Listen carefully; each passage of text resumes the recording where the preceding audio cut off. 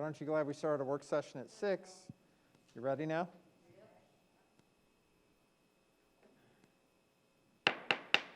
We will call to order our City Council meeting for today, April the 12th, and we will begin with our Pledge of Allegiance. Gary, you're here, so please join us. We always like to have our pledge led by our veterans. I pledge allegiance to the flag of the United States of America and to the republic for which it stands, one nation, under God, indivisible, with liberty and justice for all. Thank you. Everyone, please be seated. And we'll ask that you please join us in a moment of silent reflection.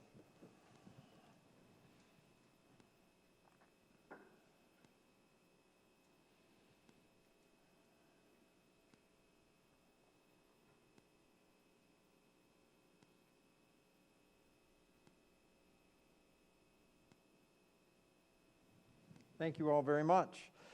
Council, we do have a list for minutes approval on here, but I'm going to ask to strike that from the agenda because we did not have an opportunity to review those prior to this meeting. So I'm just going to take that liberty to strike that item, and we'll move straight to citizen comments. Those will be coming up here at our next meeting. We have a number of opportunities for the public to participate tonight, and I just wanted to clarify the citizen comments on matters for public interest. We would love for you to come down. You'll have 3 minutes at the podium to be able to share your thoughts. Just share your name and be concise with your message. We also have a separate period of time during our public hearing where you can comment on the budget. Now, you are welcome to comment on that during the citizen comment time, or you can wait and comment during the budget as well. So at this time, we will open citizen comments for public matters.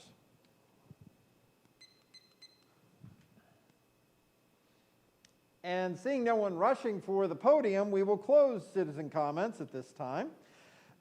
We do need to have a public hearing on Ordinance 1749 for our fiscal year 21-22 budget, as well as Ordinance 1750 on our tax rate for 2021. David, I'm going to ask you to take just a couple minutes to give us a brief summary of where we are with the budget and what we're talking about with our tax rates. Sure. Thank you, Mayor. Jenny, pull it up here and I'll do a quick overview. And it's good to have you back in here with us, able to do it It is so good to be doing it this way. The virtual thing just doesn't work for me. I've got to see faces and have that public time with you guys. I know, he's doing a great job. I'm all suited up and my light is green. You're ready to rock and roll. All righty. So thank you all. Just a brief overview. As you know, the public hearing, this is kind of the culmination of a long process. Budgeting is, although we focus on a 4-month period of time that begins kind of with audit, and then you all have had 4 or 5 meetings up to this point where we've talked about the budget, but the budget goes year-round. It changes with appropriations, it changes with revenue streams, things like that. So just to give you a quick overview, our budget goals, of course, we want to minimize the burden on citizens and businesses. We've kept this as a realistic approach for a number of years now. We want to make sure that we're realistic on those revenue projections, and also the same happens on the expense side. I think you all have worked with me long enough to know I'm as conservative as they come. I try to make sure that I don't overshoot anything, make sure that I'm not under. Sometimes we're surprised, but generally try to make sure that we're where we want to be. Assume all reasonable future conditions, and that's been somewhat challenging with the pandemic and other things that we've had, but we think we've gone through pretty well in figuring that part of it out. Maintain our high quality level of services, make sure that we're not suspending any of those, and throughout the pandemic in the past several years, we've kept all of those services high and have not canceled anything. Pay for the services we receive from the outside agencies, grow the path of our community as guided by council and as guided by our comprehensive planning, preserve the financial health of the city, and then making sure that we have a reasonable size of government. Make sure that we can provide those services to everybody, but then make sure that we're small enough that we're not overtaking a number of different things associated with government, and advance the quality of life.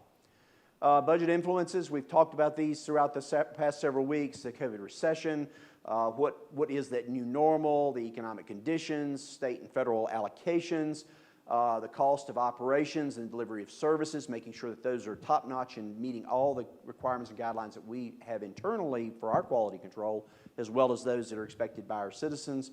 looking at our personnel costs, whether it's VRS, insurance, and our salaries, looking at weather conditions, utility trends, real estate valuations. As you know, we had reassessment last year. Real estate went up. We've had some things have also helped our real estate valuations to go up over the last couple of years.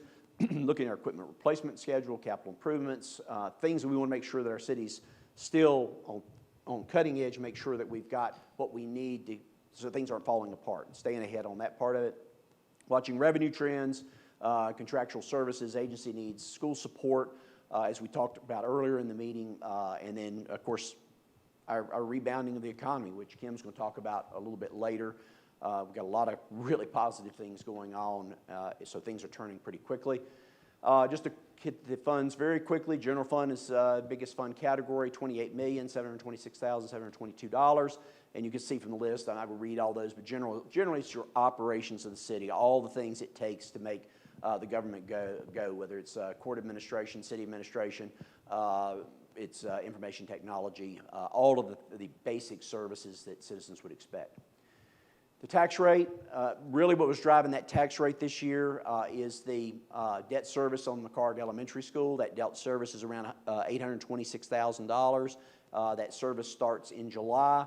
As you will recall, this kind of gives you a little bit of the history to remind folks that we had gone up a little bit on the tax rate because we were originally, it was going to be a little over 9 cents, almost 10 cents. So tax rate was increased for the debt service, and then for this year, with reassessment last year, the tax rate dropped.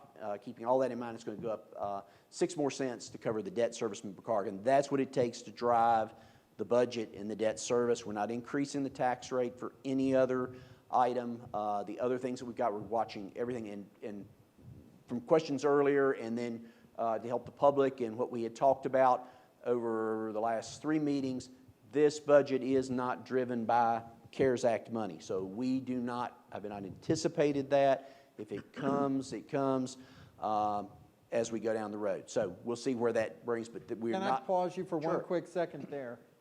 Are we able to do a half-cent tax rate increase, or are we locked into the whole cent tax rate increase if we need 9.46 cents to service the debt on McHarg? You can do a half a cent, but we haven't done it before, but that's not to say that you can't. It's a little hard in the calculations. We usually use it as an even level, and that gives you a little bit of margin, because as you know, that payment goes up and down with the I just wanted to double check to make sure, and so basically if we generate any additional revenue, that'll just go to our reserves at the present time. Correct, or special projects or something along those lines. Any extra that comes in above and beyond this budget will go to, ultimately in the end, we will dedicate it to reserves and pull it or appropriate it back out. Okay, thank you. Water wastewater fund, we start getting into the enterprise funds. They are self-sustaining funds, approximately $5 million, and it runs water treatment. It runs our regional treatment of sanitary sewer, our water distribution system and sewer distribution system in the city, and then anything associated with that. Solid waste, pretty tried and true, $1.5 million. We have probably one of the best solid waste collection systems. We provide nearly every service that you can imagine, including our new drop center location. We pick up Christmas trees. We provide seasonal lease service, which a lot of communities have dropped that over the past couple of years, and we've kept that going. Curbside trash collection, sometimes customized. We help customers where they need to go back and try to pick it up if we missed or they missed. And then those special spring collections, and again, all those details with the drop center. I don't know whether we're looking at those Sunday hours that we talked about, I think, in the last budget. We're going to at least try it 2 times a month from 1 o'clock to 4 o'clock, see how that goes. So that's going to be a new service. We'll be watching that and see if that helps folks out. So we'll start that up in May, and we're going to run that through August. So that's a big headline that we hadn't announced yet. That's been a goal of council. That's an important one. Lots of people will be excited about that. Then the electric fund, $20,118,408. It covers all the administration, the electric production at the hydro. Our wholesale power purchase is the biggest part of that at nearly $13 million. And then the distribution system, and then all of the public lighting system that we have, whether it's stoplights or street lights, all of that is in that program. Street fund, $2,407,851, and pretty much that is nearly 100% driven by our state allocation. We do think there is another $40,000 to $80,000 that's coming in state allocation, but it has not come, as you all know, plus the governor signed it today. I don't think the final budget appropriation has been signed yet. So we're still waiting on that number, but we went with a conservative, the 2.4, which is what we've had. And we get a lot out of that, as you know. The Public Works Department does all of our highway maintenance program, our traffic control, our stormwater system, any kind of street construction repair, snow removal, special event support, parking lot maintenance, and all of our public grounds and beautification are all covered by that fund. Transit fund, so when you look at, if you go back and look at history of our budget and you say, well, gosh, that didn't change that much. Really, this is the item that moves around. We could not do transit if it was not for the federal and state and Radford University contribution to it. Radford the city has a very small percentage of this. When you look at it, when you start talking about roughly $200,000 is our contribution to the $3.4 million budget. So $3,492,592 is going to be the budget for transit this year. It does include some new buses, and that's why it goes up and down. We do use, it covers all the items listed, which is the transit service provider, capital equipment, the partnerships that we have, and then those special arrangements that Melissa has talked about. There's going to be a line that maybe runs to New River Community College, and some extra lines that are going to be running in and around the city. So that's going to come out of the study later this year. Internal Services Fund, you really don't see that, but I always like to talk about it. $745,909. It's pretty stable, almost the same amount throughout each year. The only thing that really affects that much is that fuel center operation. It was creeping up, and at the time I was doing the budget, I was actually counting on a whole lot more. It has since dropped down, so that's going to help us a little bit throughout all centers of the budget, because it is spread out through all departments. It includes all of our garage operations, that fuel I just mentioned, auto supplies, and then the Public Works building. The city budget is balanced at $62,057,466. And this is just the summary of all those things I've just mentioned up to this point. And looking at all the rates, the only thing that is changing this year is the tax rate, and that's to support the McHarg Elementary School debt service. All other fees, all other rates are remaining level. I'm not even thinking about the rate resolution, which we'll have at the next meeting. There's not even any rate changes. I've got to double check that to be sure there's been no state changes that affect courts and things like that, but all of that I anticipate being level. David, thank you so much. This has been amazing. Do you want to go back through this? Just the budget highlights. I think it's conservative and practical. It's mindful of the COVID influences, trying to keep in mind, our return of our economy, the debt service of McHarg, purchases any necessary equipment, investment in future infrastructure. That's a big thing. Just trying to keep that infrastructure ahead, investing in our employees, stabilizing the fund balance, and then launching this new period of economic growth that started with the last few weeks as we've had some announcements coming our way. And I'm going to let Kim talk about all those. I won't steal that part of it. So we're excited about everything that's going on. So with that, I will turn to Rob and let him briefly go over your city school budget proposal, which is the second part of the public hearing. And Rob, I think you can be real brief, because we kind of touched on this. I mean, you touch on the things you want to, but we kind of did that during our work session. Well, operating fund is it's our largest fund, and then the other funds there are supportive of that as well. The new funds that we have are the Region 7 Virtual Academy Fund, which we talked about earlier, and then the McHarg School Project of $8 million there. So the rest of that is very similar to what we've had in the past. Where it says military school project, that's the McHarg School Project, right? Yeah, I'm just checking, because I was like, that's new. I didn't know that was going on. So You're good. You're good. I don't think we have a military school here yet. No, not yet. No, I get that. That was a surprise tonight, wasn't it, Rob? That was a surprise.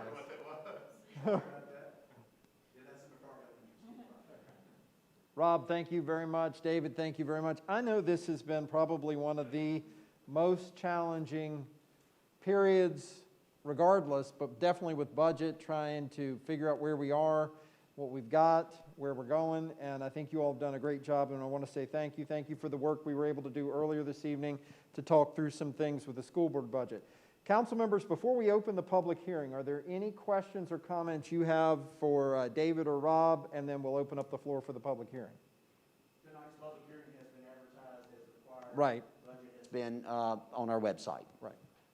Naomi, anything? I think we're going to be delving into this conversation later about the COLA. The budget as presented now, how is it prepared?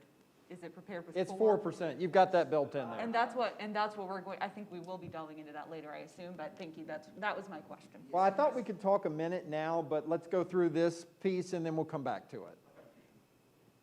Anything else? When, Okay, Jesse, anything?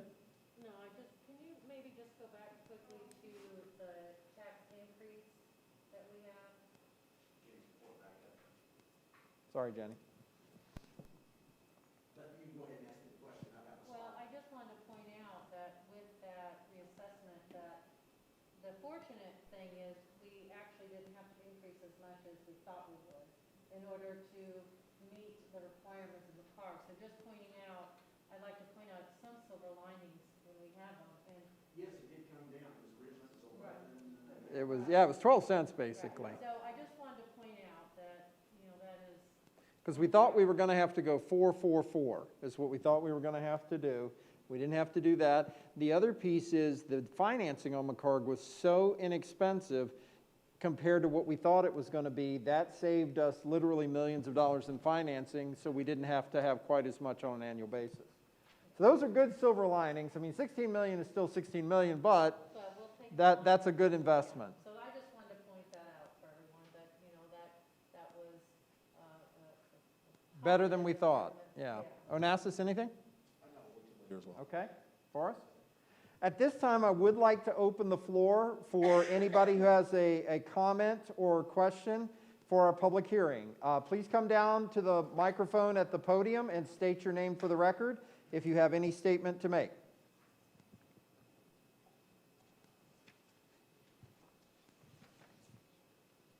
Seeing no one coming forward, we did have one submission that came to Ms. Wilder for the budget, and I'm going to read that. I'm going to take my mask off so you all can hear me.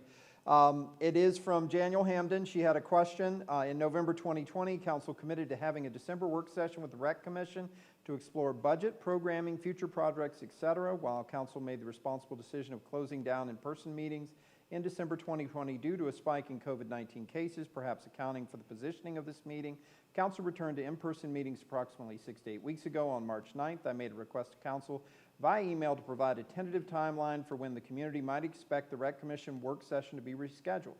That request was met with 3 members of Council adamantly expressing they could not provide this, but that the meeting would still occur and the public would be made aware of the date at that juncture. I point out my concern that this meeting should take place prior to the completion of the city budget, since the Rec budget was one topic of exploration to be discussed in the work session. Considering our budget timeline, is Council still committed to this work session prior to the completion of the budget? If so, I am most appreciative and look forward to being notified of that date. If not, can you please provide the community with the answers to the following questions? Can you point to where residents can locate a list of funded positions in the Rec budget and across the city? Can you indicate which of those are filled and which are vacant? Further, for those that are not filled, can you please indicate where the money allocated to those positions is located? Is the salary absorbed if not being utilized? If not, where is it held and for how long is it required to be held? Do we have the policy in place to inform these questions? If so, where is the policy located? If not, might Council consider instituting policy on how to navigate vacant positions? Can you please describe the hiring process and state requirements to secure employment with the Radford Recreation Department and employment across the city? I appreciate your patience with these inquiries. Keeping our residents informed is vital in determining our growth and our aspiring to our collective potential. Lastly, I thank you for your service and commitment to bettering our community and for being so thorough in delegating taxpayer dollars. Respectfully, Daniel Hamden. So, that has some elements to the budget. I will say, while it would have been optimal to have the discussions about the Rec program prior to the completion of the budget, because we were trying to work through COVID and because we did a variety of other things, we weren't able to do that. That's something that I think we are still generally dedicated to looking at and trying to figure out as we move forward with the next year, but the budget does have to be completed at this time. Council members, are there any other thoughts? Okay, hearing none, we can close the public hearing for ordinance 1749, fiscal year 2022 budget, 2021-22 budget. I will open the public hearing for ordinance 1750 for the tax rate on the 2021 year. Hearing no one for the public hearing for ordinance 1750, the tax rate for 2021, I will close that public hearing. Okay, it's a lot of work, a lot of questions, a lot of stuff we've gone through. Thank you all very much for the hard work on this. We will come back to these ordinances under new business so we can address those items in just a few minutes. Right now we have some proclamations. I have asked the Vice Mayor to please present the proclamation for National Public Safety Telecommunication Week. Yes. Naomi. Oh, boy, and of course, my glasses are going to fog up at this exact I second. think you can demask for this. I portion. will. The City of Radford proclamation for National Public Safety Telecommunicators Week. Whereas emergencies can occur at any time that require police, fire, or emergency medical services. And whereas when an emergency occurs, the prompt response of police officers, firefighters, and paramedics is critical to the protection of life and preservation of property. And whereas the safety of our police officers and firefighters is dependent upon the quality and accuracy of information obtained from citizens who telephone the City of Radford Emergency Communications Center. And whereas public safety telecommunicators are the first and most critical contact our citizens have with emergency services. And whereas public safety telecommunicators are the single vital link for our police officers and firefighters by monitoring their activities by radio, providing them information and ensuring their safety. And whereas public safety telecommunicators of the City of Radford have contributed substantially to the apprehension of criminals, suppression of fires, and treatment of patients. And whereas each dispatcher has exhibited compassion, understanding, and professionalism during their performance of their job in the past year. Now, therefore, be it resolved that the City Council of the City of Radford declares the week of April 11th through 17th, 2021 to be National Public Safety Telecommunicators Week in Radford in honor of the men and women whose diligence and professionalism keep our citizens safe. Mr. Mayor, I will move that we adopt this proclamation. Thank you, Naomi. We have a motion. Do we have a second? A motion and a second. Any discussion? All in favor, please respond by saying aye. Aye. Any opposed? And I must say, this is incredibly well-deserved. These folks answer every call you can possibly imagine. And Chief, we want to say thank you. Please express our thanks to them. In fact, what I think I'm going to try to do is maybe go by the center and actually present that to them, if that would be okay. I know no one's here to be able to do that tonight. Thank you very much. We also have the opportunity to thank our animal control and care officers with Animal Control and Care Appreciation Week, and I've asked Ms. Foster to take that one. So you're on. Okay. No, I'm on. You're Huh? on now. All right. Okay. City of Radford proclamation, Animal Control Officer Appreciation Week. Whereas the National Animal Care and Control Association, NACA, is committed to setting the standard of professionalism in animal welfare and public safety through training, networking, and advocacy. And whereas NACA has designated the second week of April each year as Animal Control Officer Appreciation Week, and whereas animal control officers dedicate their lives to the health and safety of at-risk, helpless animals and to the protection of the citizens in the community, and whereas animal control officers respond to calls for service to protect the welfare of helpless animals and pets and rescue them from injury, disease, abuse, and starvation. And whereas animal control officers provide essential community functions, including the enforcement of animal control laws, protecting the public from diseases such as rabies, and educating the public on proper care of the community's pets. And whereas federal, state, and local government officials throughout the country take this time of the year to recognize, thank, and commend all animal control officers for their dedicated service they provide to the citizens of the Commonwealth. And whereas the Commonwealth of Virginia recognizes and commends animal control officers for for the many dedicated and long hours of service they perform in serving Virginia, and for fulfilling the commitment to providing the highest and most efficient level of customer service. Now, therefore, be it proclaimed by the Radford City Council that the week of April 11th through the 17th, 2021, be recognized as Animal Control Officers Appreciation Week in Radford, and be it further proclaimed that the Radford City Council extends its gratitude and appreciation to Radford's animal control officers for their continued dedication and professional assistance to the citizens of the city of Radford. All right. Would you like to make a motion to put that into I would effect? like to make a motion to put that in effect. So we have a motion. Do we have a second? Second. A motion and a second. Any discussion? All in favor, please respond by saying aye. Aye. Any opposed? And I have to say, thank you, first of all, for that lovely reading to present that, but also, gosh, what would we do without our animal control team? They are absolutely amazing, and I know they impact the lives of so many people in this community. So we say thank you again. And Chief, I'd like to make arrangements to go down to the Animal Control Office and present that to them as well. So thank you. We have one more proclamation for the evening that I would like to share. This is for National Medical Laboratory Professionals Week. Again, a very vital service for our community.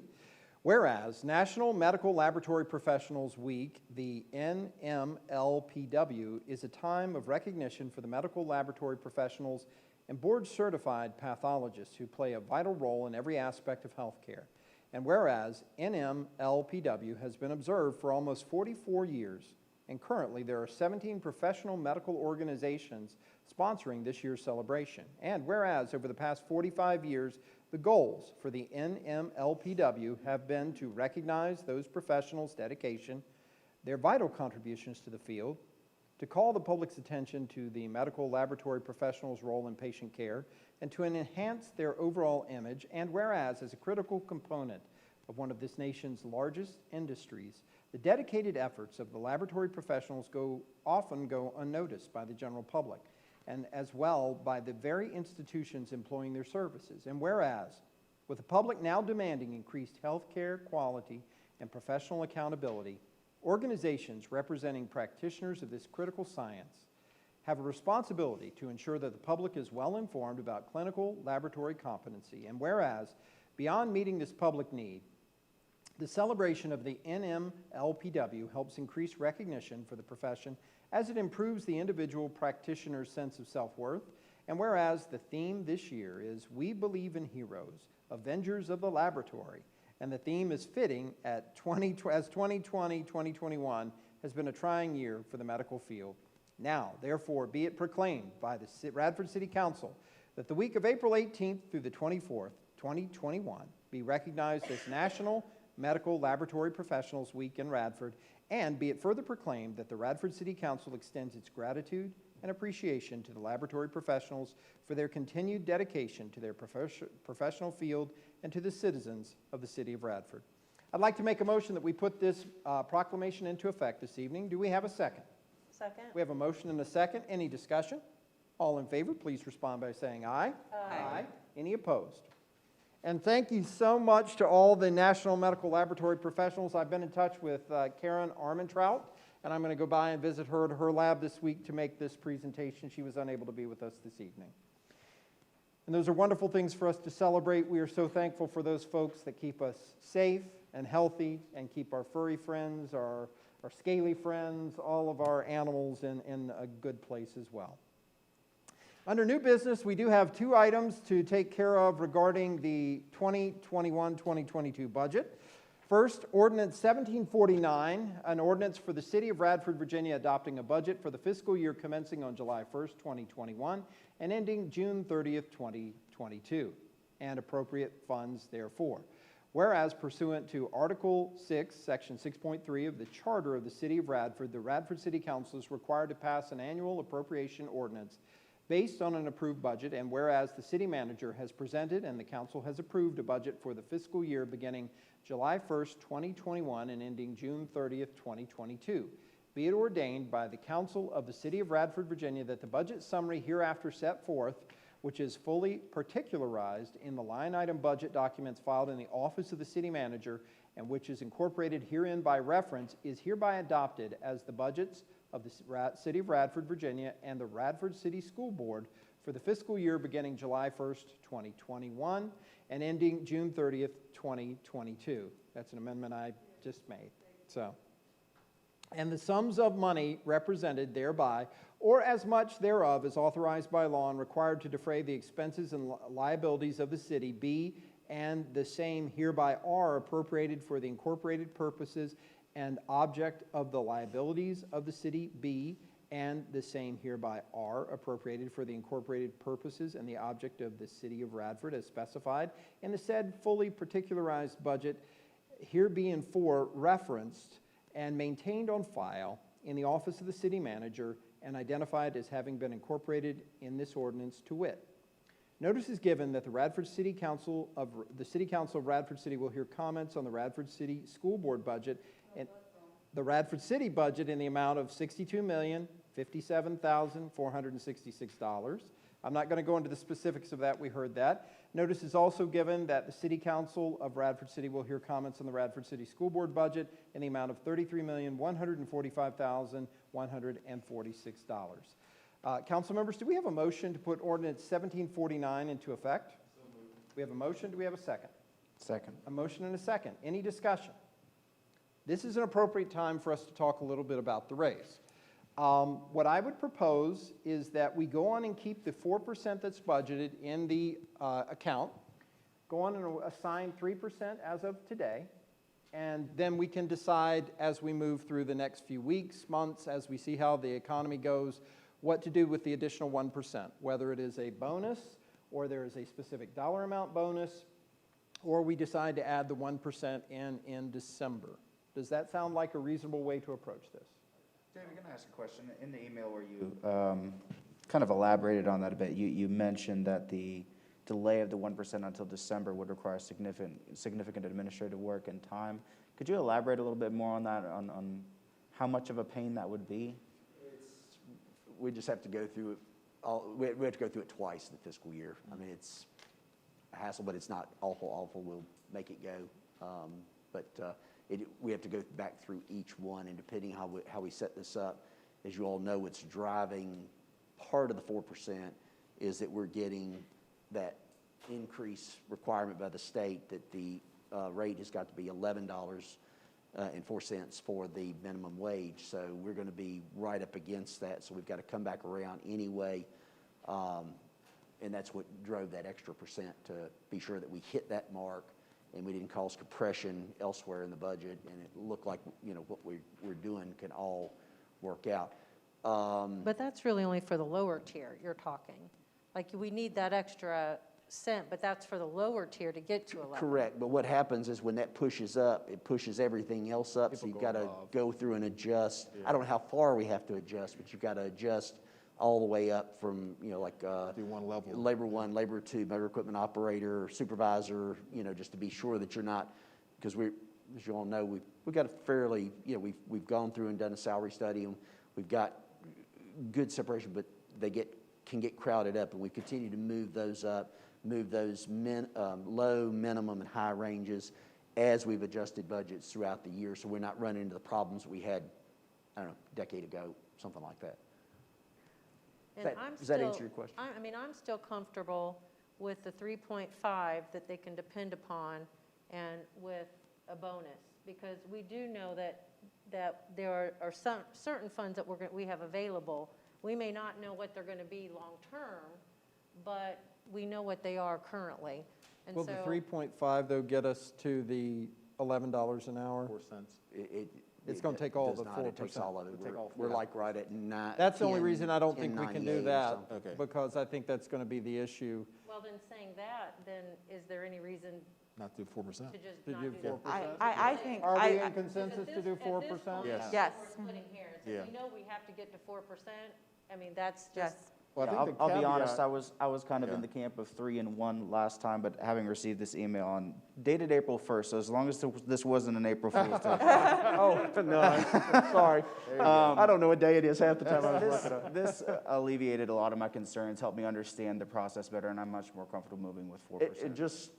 Just know well, we know there's some uncertainties, but we feel pretty comfortable at this point just know that if we run into a problem, I'll freeze a position, or, we'll look at, go back and look. We did have some folks interested in early retirements, but we didn't exercise those. It doesn't look like we were going to need them at the time, but we can come back in. I do have alternatives that we can do this fall if something happens and we get into a situation where something is falling short. And as you know, it only moves the meter $89,000 roughly to $92,000 is kind of the adjustment for each 1%. So it's not significant to fix if we need to cut back, on the total amount, we're running a little short for some reason, and I don't anticipate that. I'm comfortable where we are. Actually, I'm probably more comfortable today with the budget than I was, several weeks ago, just because the new announcement of our industry coming in and the hotels moving forward, and we've got 4 or 5 projects going down in our business district that are coming up, and some residential. So we've got people are coming back pretty quickly, at least on the private sector side. We hope all of our existing businesses are going to be able to do the same kind of thing. Well, and I think similar to my conversation with the school board, if we do this, as long as we know that, there are ways to readjust if necessary, which you're assuring me that there is, and knowing that we need that 4%, honestly, council, I don't see a reason to delay it and cause more I'm work fine with it. The main concern I had, and you pointed this out just a second ago, it's anywhere from $88,000 to $92,000 for each percent. That's a penny on the real estate tax. So any commitment we make that might not come to fruition may mean that's a commitment to the taxpayers if we put that in the budget. So I'm very comfortable with it, and to our city workers, this is not about what you deserve or what we wish we could give you, but this is us trying to be as fiscally responsible, knowing that we have things that we need to do and investments that we need to make so that we can be appropriate with where we're putting the money. And I appreciate everything you've done. We had to adjust from what we wanted to do. I mean, there was a higher number of, a higher percentage that we wanted to provide the increase, but just looking at the numbers, I think that we felt like we had to be a little bit more conscientious and fiscally conservative on it. So I'm comfortable if, we need that minimum. I don't see causing more work, and if Consensus, we feel pretty good about this? I feel And great about it. I think we said it at the last meeting, but just in case, I'll say it, the 5% that's coming from the state is covered by the state. Right, Right. and, Yeah, and okay. just to Right. clarify for some people that might be watching us or joining us here, the 5% goes to some of our employees, but not all. In fact, some people working in a similar office can get 5%. So it is actually important if we can do as close to that as possible. And the percentage, the dollar amount we were talking about, there's a state mandate that Virginia be on a path moving toward $15 an hour for minimum wage. And so the minimum wage the city of Radford will have beginning in January of 2022 will be $11 an hour. And that's what we're all trying to take into account here and factor this and see where we can invest appropriately. All right, any further discussion? I would just say thank you for that clarification, all the additional information that you got to us, because I do think that it helped make everyone feel very comfortable with this move. It's not only, and I wanted to talk to my fellow council members. It's easy to start talking about, what our city staff deserve, because they do deserve so much. And we all are just in complete agreement about that. And the question of, how do we get there is what we really needed to focus on. So you provided us with the data that we needed to really feel comfortable to do this. And I also just wanted to say thank you for making sure that this was included as a priority, because as we began this budget process, I know that we all had first in our mind the fact that we were not able to do this last year. And so I'm very, very grateful that we are able to do it this year. And on behalf of all the employees, thank you all for considering the recommendation. Appreciate it. Any further discussion? All in favor, please respond by, do we need to do a roll call? Okay, will you call the roll, Ms. Wilder? Mr. Barres? Aye. For the vote on the ordinance, this is a roll call vote. On the, Roll call vote on the budget. We've done a motion and a second, so it's Okay. roll call on the budget. Okay, yes, I'm in favor, yes. Okay. Mrs. Foster? yes. Mr. Hyde? Yes. Mrs. Huntington? Yes. Mayor Moore? Yes. Okay. Let's look at ordinance 1750. I'm going to try to read that one for you as well and get my tongue in good order here. Ordinance 1750, an ordinance to levy and establish tax rates for real estate, personal property, and other property in the city of Radford. Be it ordained by the Council of the City of Radford, Virginia, that effective January 1st, 2021, Taxes are hereby levied and imposed on various properties specified hereinafter for the purpose of defraying expenses and liabilities of the city of Radford as follows. Real property tax levy is increasing to 84 cents per $100 of assessed value. Machinery and tools tax levy remains at $1.76 per $100 of assessed value. Tangible property is listed and specified in subsections 3 through 13 of section 58.1-3503A, Code of Virginia, 1950 is amended, and it remains at $2.44 per $100 of assessed value. Tangible personal property is listed and specified in subsections 15 through 19 of section 58.1-3503A, Code of Virginia, 1950 is amended, remains at $1.76 per $100 of assessed value. The real property tax increase is 6 cents for this year, as we talked about in the presentation, and that is purely to fund the McHarg project. Do we have a motion to put ordinance 1750 into effect? So moved. We have a motion. Do we have a second? Second. A motion and a second. Is there any discussion about ordinance 1750? I would just say that this is a part of a plan that we've had for a long time. It's been necessary to improve McHarg. It is driven to improve McHarg. We heard from the school board tonight about how grateful they are for the ability of our community to stand behind this project, and that's what we're doing. This is a follow-through of a commitment that we've made. Agreed. Thank you very much. Any further discussion? I'll just say this has been a tricky thing. We have tried to look at multiple years of budget and taxation and what our requirements were going to be. We knew we were going to have to get higher than we were to make this a go. I had several residents come to me and say, well, you can just find that money within the current budget. Finding $880,000 a year or so for debt service is very challenging. It would have cost likely positions, maybe even entire programs. The quality of life in the city would have suffered. You're talking about nearly $1 million less available for streets, for our parks, and for other things along that line. This is never an easy decision to make, but it is the right decision as a commitment to invest in our children, to invest in our schools, and to fulfill a commitment that we made to the schools of the city of Radford. Is there any further discussion? Okay, hearing none, would you call the vote? Yes. Yes. Yes. Yes. Yes. And we will have second readings of both ordinance 1749 and 1750 in 2 weeks at our next meeting. At this time, we are going to talk about, just a discussion purpose at this time, ordinance 1751, which is about the tobacco and cigarette tax. And again, this is not an action we have to take this evening. I think it's a good discussion to begin. Ms. Foster has brought this up for several years, talking about where we are in comparison to other jurisdictions around the New River Valley and around the state. The state has recently placed a restriction on the way cigarettes can be taxed or other tobacco products more toward the number of cigarettes in a pack as opposed to the entire pack. And so the maximum is 2 cents a pack. Radford's tax rate is considerably lower. David, do you want to talk a little bit about the history with that? We can kind of go through that just briefly. Okay, let's see here. Go many moons ago. Not as many as we thought. Not as many as we thought. 2004 was when the enabling legislation came along to give cities and towns the taxing authority for cigarettes. And it probably started out, I think it was somewhere around 4 or 5 cents, something like that, per pack. It was increased to 15 cents. It's been that way for a number of years, so at least the past decade, if not longer. Several councils have talked about that rate for a while.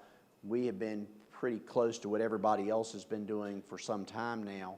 And then we recently learned Christiansburg has gone to 40 cents, Blacksburg was at 30 cents, and now with the new legislation coming out of the state, they're going to be promoting some regional, they've given counties the ability, towns have had it all along. I don't think town of Pulaski has had it, and I think only 2 towns, maybe over in Giles, have had it. Narrows and Pembroke, I believe, are the 2 that have it. The county, of course, will be considering it. So the county of Montgomery, county of Pulaski, Floyd County, and Giles County are all considering it now at this point. So you can get together and have a taxing group that helps administer it. We're far enough along. We've been doing this for a while. Our commissioner and treasurer have been doing it forever, so it's not really advantageous at this point.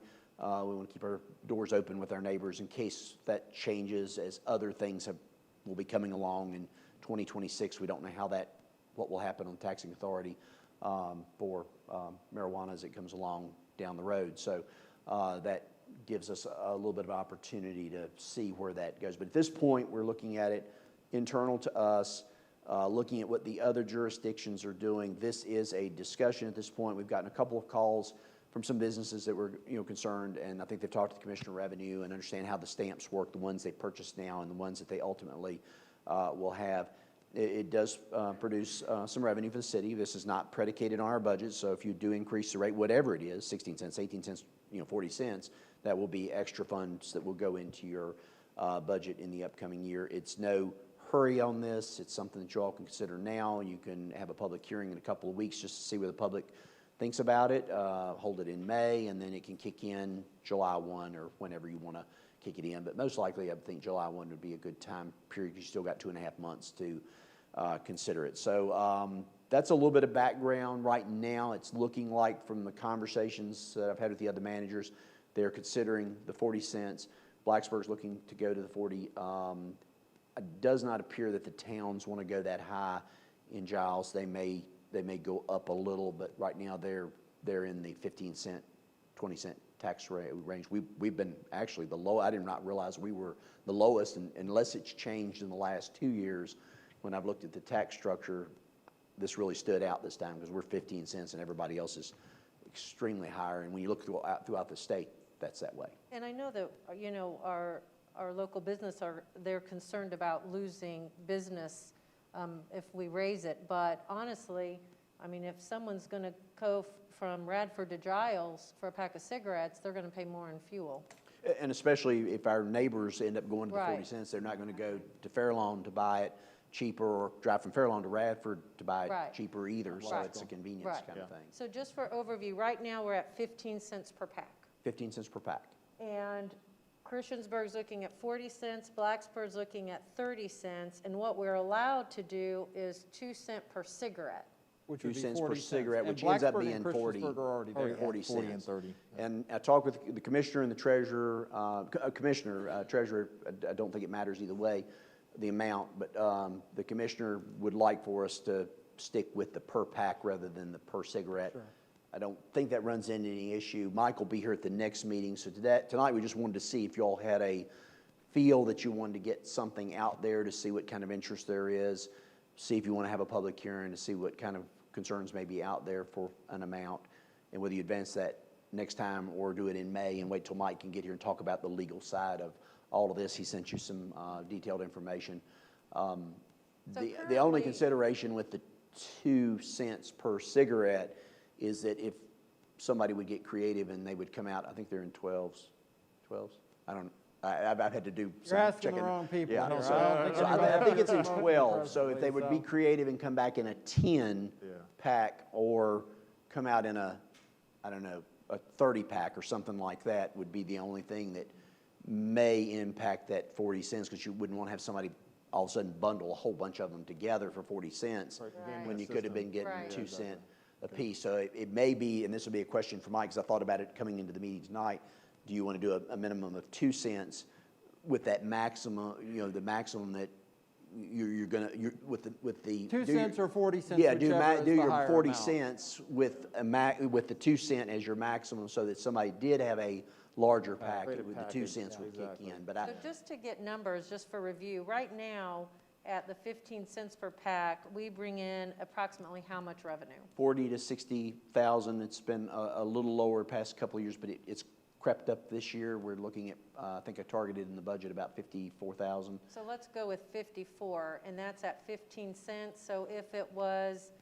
40 cents, it would go from 54 to, where's my mathematicians here? Let's 2.5 I think we I think ran, they the ran- full amount ran us about, conservatively 90, on the upper end, 106 or something like that, I So let's believe. say 100. So from about 54 to approximately, give or take, 100.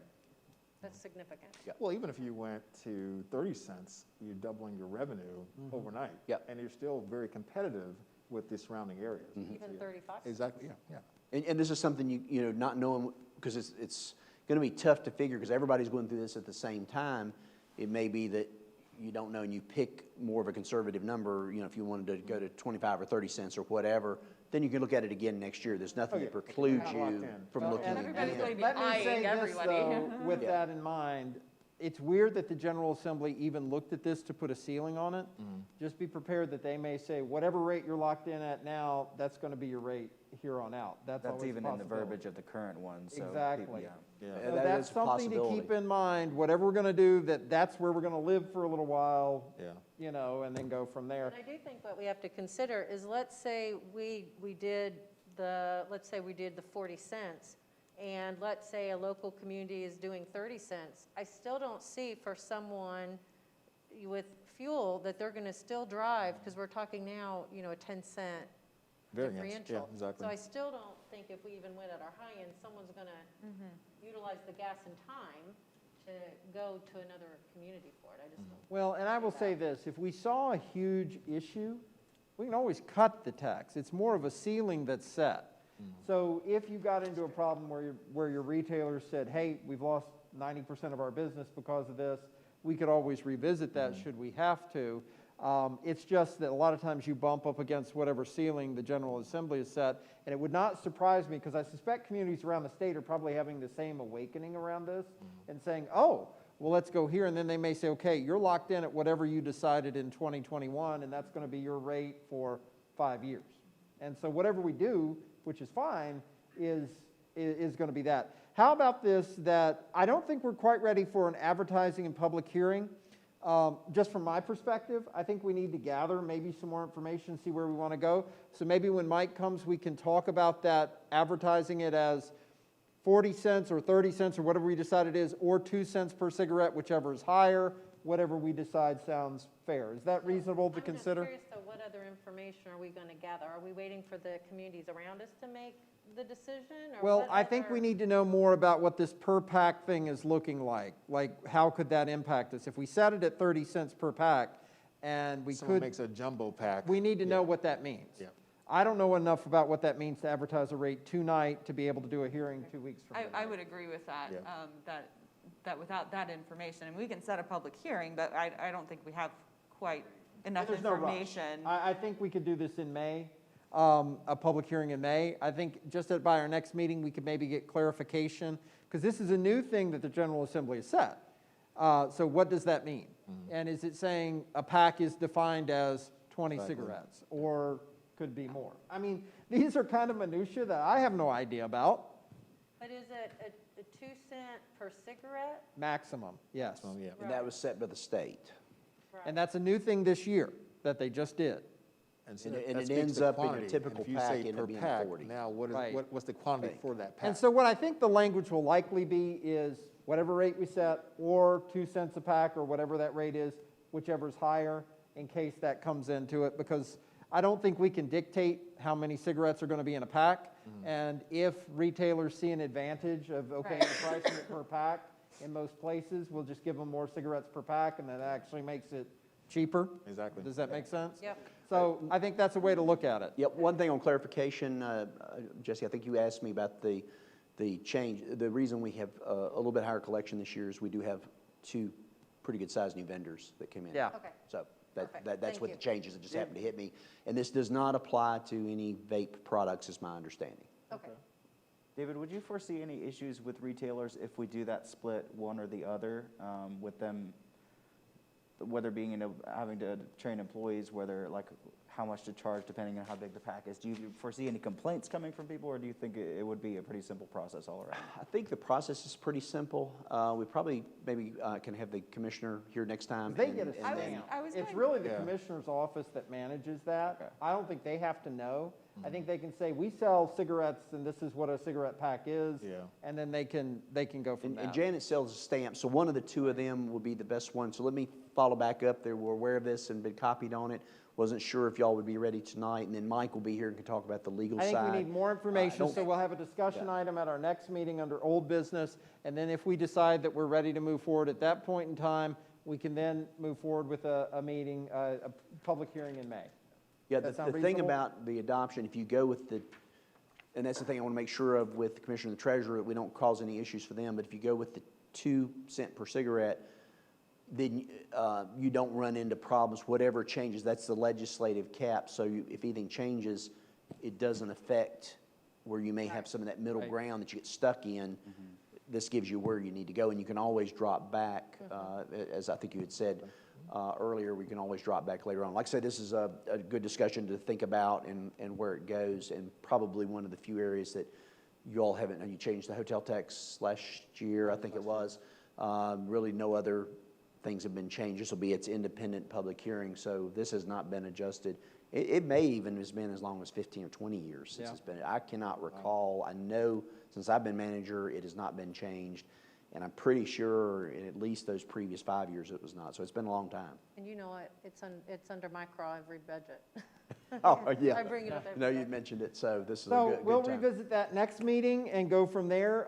If folks have comments, I'm going to hate to put this on you, Jenny. Please send them to Jenny Wilder, or you can email us as well if you have thoughts and comments about this, and then we'll try to process all this information. We also get to talk a little bit about our real estate Radford Economic Development Incentive Program. We created this program a couple years ago through our Economic Development Authority because we saw the need to have a program in place to encourage additional investment in the city. It has worked very well for us, and we're pleased about that. The problem was we were not thinking big enough when we established this at a ceiling of $12 million. We thought, wow, we don't really have very many projects that get above $10 million, so if we have a ceiling of $12 million, great, we should be in good shape. We now have projects ranging significantly higher than that, and so the Economic Development Authority has recommended that the cap be increased to $25 million with the same conditions. So that's 80% reimbursement of real property taxes. It is on a scale. So it starts down at $500,000 and now would go up to a ceiling of $25 million, and different amounts would kick in. The idea behind that is you can get an additional amount of your tax back if you invest a little bit more. So that's incentive to maybe build that extra little component that might be business down the road for you. That's incentive to put a little more into the project. And that also drove a lot of that discussion we all had about making sure that it was available to the smaller. Exactly. You know, anywhere, and again, the idea behind this was this is new money coming to the city because it is economic investment in new projects.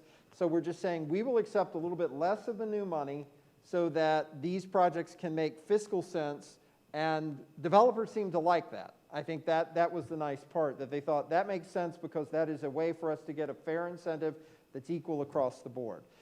So, having said that, we would like to make a resolution that we increase the READY program to cap to $25 million. Do we have a motion to do so? So moved. We have a motion. Do we have a second? Second. A motion and a second. Any discussion? All in favor, please respond by saying aye. Aye. Any opposed? Okay. Thank you all very much.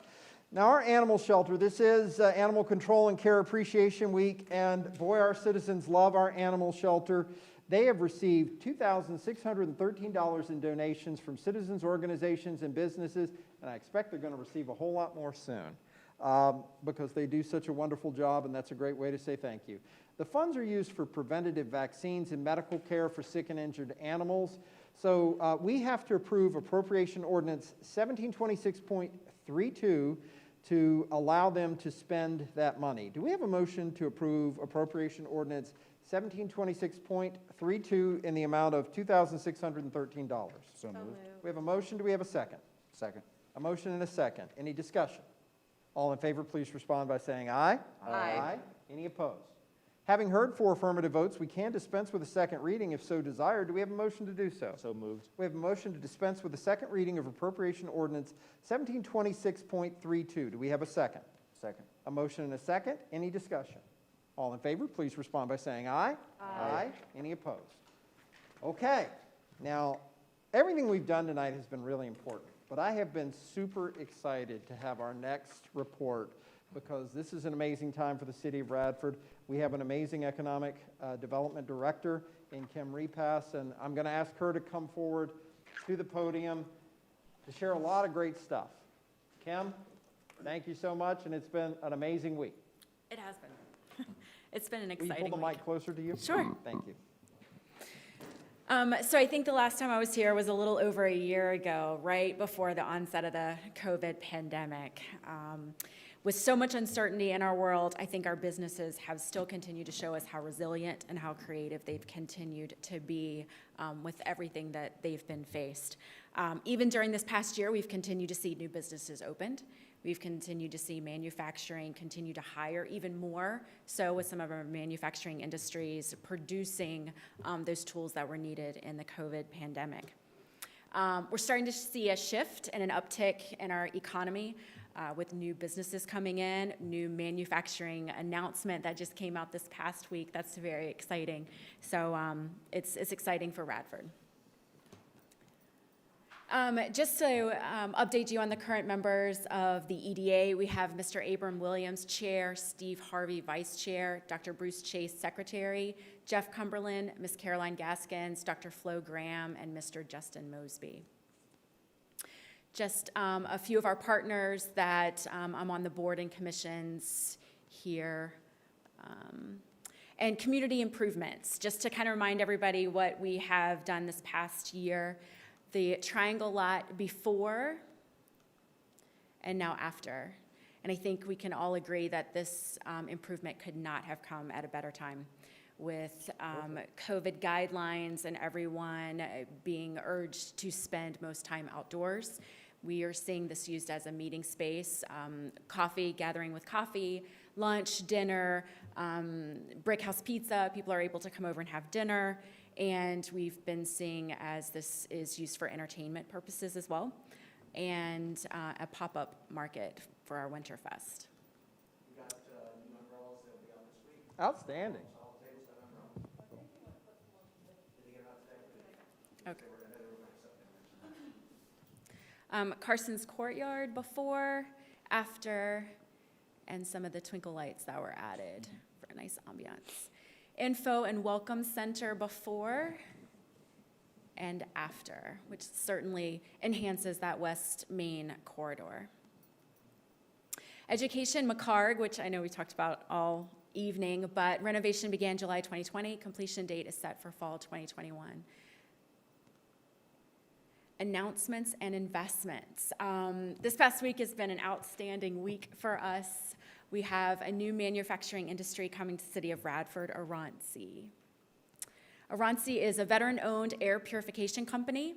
The operation will focus on developing and manufacturing the company's best-in-class air purifiers for consumers, businesses, and professionals in the health, dental, and medical fields. Aranci will be located in the 156,000 square foot Plymouth building at 113 Corporate Drive. Aranci is a $5.6 million investment with 101 net new employees, an average salary of $40,000. This is just a look at the building. The building's pretty massive when you actually have that aerial view. So we're very excited. I think with COVID, due to COVID, we usually would have a ribbon cutting with the governor coming down. Unfortunately, we're just not able to have that yet. So there was a video that was released after the official announcement was sent out by the governor, which I think was a nice touch that we were able to give a little bit more to this new company since we weren't able to welcome them like we wish we could have been able to with a ribbon cutting. But hopefully we'll be able to do that in the future. I will Sure. Kim, historically, just so everybody knows, the city and the EDA built that building. I was going to get to that. Yeah. All the logistics was in there. It's also been a couple other companies, but that's how it got started. So That's a mid-'80s building, I believe. That was 36 years ago, I believe that was constructed. I'm going to pause you for just a minute there and just say, first of all, congratulations. This is so amazing. I think that news deserves a round of applause. This is something we have hoped for a long time. This couldn't be a better match for the city of Radford. And these kind of announcements don't come along very often. So this is something really special, and we just want to say thank you, and please continue. Thanks, I appreciate that. New businesses and expansions over the past year. We have Charmed Boutique, which is downtown, a boutique and consignment shop. Lotus Massage Therapy and Wellness, also located downtown. Shosho Booty House, located downtown. And Valley Elite All-Stars was actually an expansion. They added on additional 3,000 square foot on their own facility right now. New restaurants, we saw the Dog House open in the summer of last year. Long Way Brewing this winter. La Cabana opened absolutely in the middle of the pandemic in May. And the reopening of Rise and Shine with the addition of Hodgepodge Cookies. So we have an additional business that went on with Rise and Shine. Retail Food City opened up this past summer. And the Radford University Hotel, which is very exciting. It's located at the intersection of Tyler Avenue and Calhoun, 125-room, state-of-the-art hotel, conference center, rooftop, restaurant, on-site parking, and approximately 35 jobs. So a significant investment for East Main. The East Main Downtown Plan, Elijah Sharp was here last meeting to kind of update you on the surveys that were going out for this downtown plan. It aims to develop strategies and capitalize on future economic opportunities for our East Main downtown corridor.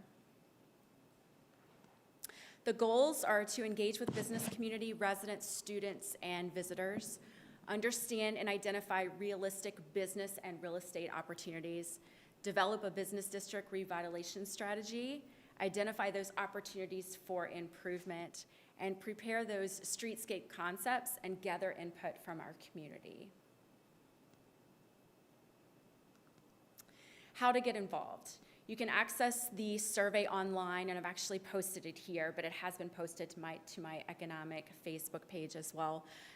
If you are not able to access that, there are copies of the survey here at the city offices, as well as the info and welcome center. It's very important that you utilize this community board. We want community input. We want to know what you want, what's important to you, what you're looking for in downtown corridor. Be involved in the community engagement forums. That's so important as we look how to capitalize on this survey.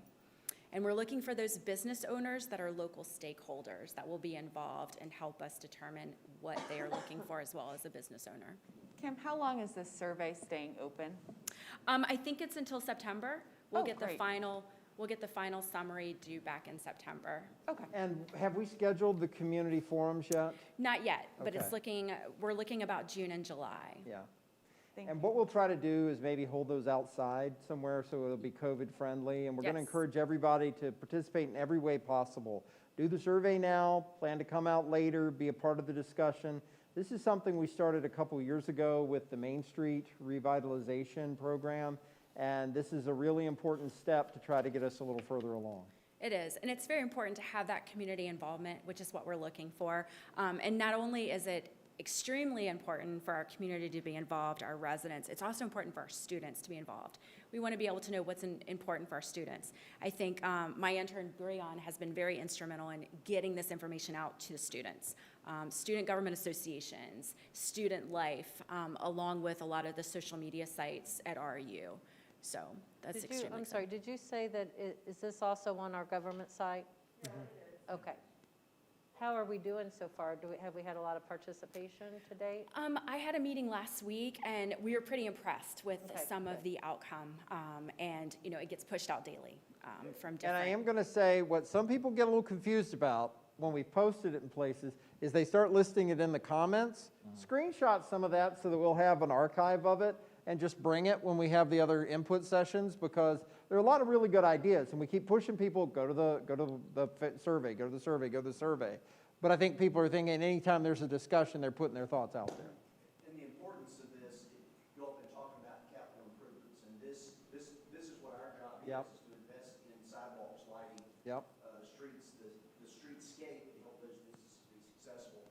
And we need to push this out there, because that's the things that you all are going to want to know, so we'll know where to invest our CDBG money, we'll know where to invest EDA pop money, we'll know where to invest city money as we go down the road. So push this out so we can get as many comments back as we possibly can, whether they're small or grandiose. I think we're taking everything. Oh, And my hope is that September we get the report, we can start filtering through some things and looking at any resources we have to actually make a down payment on some of this in the next 12 to 15 months. This is not something that's 5 years down the road. Some of the projects may be, but this is something we could actually see action for in the next 2 to 3 years, especially as we have additional businesses that are investing in downtown and additional folks that are participating. Absolutely. EDA incentives. Probably the two most popular ones that we're seeing right now is the POP program and the Power and Power 2.0. Just to familiarize, POP program is basically a facade revitalization grant program, and the purpose is to reinvigorate tired business district storefronts by encouraging lightweight, high-impact facade improvements. The funding was a total grant pool of $30,000 from 3 separate pools. First, NRV Federal Credit Union, the City of Radford, and the Economic Development Authority. As of March 30th, we've had 20 total applications, 10 reimbursements issued for a total of $17,199. 5 applications have been pre-approved and waiting for those improvements to be completed before the disbursement of money. And 5 applications are waiting to be pre-approved for a total of $9,543. In fact, I've received additional applications since March 30th, so this continues to be a fantastic program. And I think we're starting to see those as the weather starts to get better. Business owners are trying to get out and improve those storefronts. Do we need to look at refilling that bucket of money? I think we have some. Okay. Keep us posted, because Sure. again, if we're looking at some of these other places where some revenue could come from, this has been one of the best ways to get money in the hands of people to actually make a difference right away.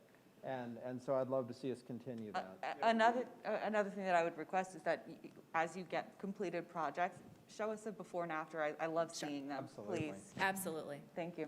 And that's one of the prerequisites that they must turn in before, and then once the work is completed, must provide those after photos as well. It's great to be able to see where It the is. fruits of the labor go. It is. The Power, and I think I missed, there we go. Here's some additional photos of the ones that were reimbursed this past year. Brad's Barbershop, Community Life Church, Professional Rehab Associates, El Charo, and the Red Door that's associated with Radford Chamber and Ameriprise. And basically, you're looking at signage, like Community Life Church was signage, El Charo signage, Brad's, he had some painting and awning work as well. And then Professional Rehab was signage as well. The Power and Power 2.0 Grant Initiative. This was a grant initiative that was brought out by the City of Radford to assist our local small businesses who have been impacted by COVID-19. The program was an award of funds ranging from $1,000 to $5,000 per business based on reimbursements of eligible expenses. Those expenses were PPE, cleaning supplies, utilities, marketing advertisements, those website developments and enhancements, accounting, and some installation of a polycarbonate barrier to create a shield. This was incredibly successful. We dispersed $365,026.35 was dispersed to our local small businesses in COVID relief. 85 total grant applications, 48 businesses applied, and 37 of those businesses received both Power and Power 2.0. Most businesses did receive the full $5,000 amount, and that was $5,000 for Power and Power 2.0.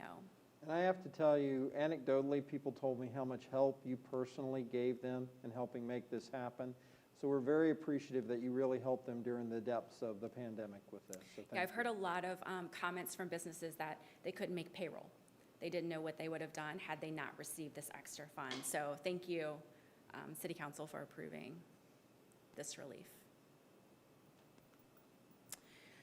Unemployment as of February 2021 is 5.5%. So we're looking at 467 unemployed and 8,022 employed. Current City of Radford economic development properties. This is the property located on Wadsworth, on the corner of Wadsworth and Rock Road. And these are all EDA properties. 232 property, which is right off the interstate of 105, exit 105. Memorial Bridge parking lot west and Memorial Bridge lot east. Current objectives.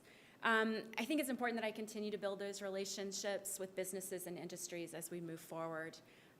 Currently working on some videos using drone footages to market those properties that we have.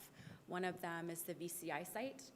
We did one for the Plymouth building, but that was you didn't need it. taken up. We did Yeah. not need it, so that was good. Continue to determine what prospects are seeking and use Radford assets to attract them. I think as we move forward, COVID has changed the world that we live in, and so we have to continue to define what those are and make sure that we're staying current with those trends.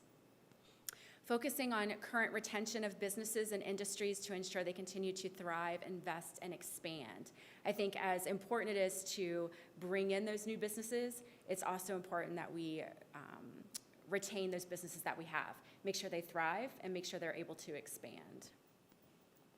Evaluating properties downtown and continue to facilitate turnover so improvements can be made. I think this is going to be with the downtown plan that we're working on. Once we receive that final summary, we'll help facilitate that as well. Continue to seek and recruit potential businesses. Right now I have 3 restaurant leads, 2 industry leads, and 1 retail prospect. So that's exciting And as do we you move have forward. everything you need to be able to market that efficiently? Do you need more support from us or any materials or anything along that line to work with our potential restaurant and industry leads? I think as we move closer, that might be something that we look at, but of right now, I think we're okay. Okay. But certainly I will ask. Well, I think that's a package. You know, you've done really well with what we have, but I want to make sure you've got a full briefcase of stuff to get us over the hump. Are there things other communities have that we don't? Sure. That it makes sense for us to have so that we can meet that need for our potential partners? Sure, and I think once that lead comes, you know, every single prospect has a different Right. idea of what they need. And I think that's how those incentives can be tailored to their specific need. Looking forward, we talked a little bit last year about a bridge to remember and making sure that bridge is attractive entrances to the city. I think with the new rebranding that we've done, it looks fantastic as you cross the bridge and see the new Radford sign there. But as those 2 EDA properties on the sides is how can we market those to make sure that that is an interest to the city and that it's bridge to remember. Facilitating additional industry development on the Foundry. That's one of the drone footages that we've done is on that VCI site, and how do we move forward with getting prospects to the Foundry and market that piece of land that we can get some development there. Position Radford as a hub for IT. I think this is extremely important as we move forward with COVID. You know, business models have changed, so how can Radford be that hub for IT? And use the final summary from Downtown Plan Survey to facilitate change on our East Main downtown corridor. Marketing. We talked a little bit about a marketing kit that we have been working on. Breon's been working with this as well. This is actually the first page of it, and we're really focusing on live, work, and play, and what it means here in Radford. Some of the things that we're working on is what sets Radford apart from other localities. Focus on our strengths, the low cost of living, the low tax structure, the outstanding school systems that we have here. We have 2 universities and 1 community college right at our back door. Our educated workforce And again, focus on that live, work, and play. I think as Oronsi came and talked with us last week, that's one of the things that attracted them to Radford, was the workforce that we had here in the New River Valley. Incentives from both a local and state standpoint, dining and retail opportunities for them, and the demographics of Radford. Where the quality of life means so much more. So that's all I have. Thank you very much. I'm going to go through council. I have more I want to ask, but I want to give everybody a chance to do so. Forrest, do you have any questions? No questions, just thank you for all your hard work. It's clear, and it's clear that it's paying dividends, so we're very grateful. Thank you. Naomi? Well, congratulations again on the announcement about Oronsi joining us. That's wonderful news. Thank And I guess my question for you is how you use that to create a springboard to the next project. You know, how do you say, well, we just landed this wonderful company, you should come here too? You know, where do you go? So I think economic, you know, it draws more economic investment. So when one large company comes, I think it kind of starts that ball rolling. So it does, in fact, create additional economic investment. Restaurants, that's 101 new employees. Restaurants, retail, it does spur extra activity. And I have received extra calls because of last week's announcement. So it's exciting. It's exciting for our city. It does provide that extra oomph that we need to spur additional economic investment. Thank you. Sure. Anything else? Jesse? Just to piggyback on everyone else, thank you again for doing this in really challenging times. These are not normal days, as you know, so the fact that you were able to highlight the city in such a way is quite commendable during these times. We were talking, I know David and I have been talking about like some of the things that we might need, and this may be what you're alluding to. I may be jumping ahead of you on it, but you know, I know that one of the things that they find attractive is that we have a building and we have space and we have concrete, and there's some walls available, and there's, you know, water and sewage. Is there, you know, what maybe you need to think about and advise us on? Are there investments like that in locations that we need to be considering to make it even more plausible and more ready for businesses to come in? Sure. So I think existing structures are definitely a plus. It would be nice if we had an enormous amount of land that we could house all kinds of, you know, industrial buildings that we could have. So yeah, I think it does help that we have existing buildings, but there are those prospects that just want brownfield. So I think that's, it just depends on the prospect and what they're looking for. In regards to existing buildings, how many existing buildings do you feel like we have right now that we can actively market? In terms of industry, I think that was pretty much the last one. Right. Yeah. Sure. Well, and that's something I'm going to bring up here in a minute for a proposal for how we discuss that moving forward too. But I think it's a valid point for both, and I have a couple ideas that I thought maybe we could bring the EDA in on and have a joint discussion. Anything more? Onassis? Just want to commend you on your efforts. Fantastic presentation. I love seeing all the economic development activity happening in Radford. That's huge. My only request is that one of those restaurant leads be a steakhouse. There's going to be a steakhouse in the new hotel. So. Okay, that's my only request. But other than I'll that, I work just on want to it. commend you I on your promise. efforts, and you guys have done a fantastic job. And you can get the best steaks, some of the best steaks in Radford at BT's. Oh, the I'm Wadsworth. telling Oh, no, I know what There you go. my belly knows about the Wadsworth. I know about the Wadsworth. There you go. A couple of quick things. With the Oronsi announcement, one of the things they kept stressing was cost of living, quality of life. And I think that's an important piece for us all to keep in mind. For council, as I've been talking to some of our other businesses, one of the things they tell me is they recruit a lot of young professionals, but then they move on after a year or so because there's not as much here for them to do as they want to do. I think this brings up the City Center Amphitheater concept again for us to consider, because that's something that could be attractive, and I would like us to continue some discussions in the month of April. I'll talk more about that during council comments. I'd also like to propose that we talk a little bit more about our riverfront access and what we're doing along the river. We are the new river city, and we've got to make sure that we're maximizing that piece, and I know tourism is working on that, and Lauren Hunter, I believe, is going to be our vendor for this summer for renting of tubes and kayaks and things like that.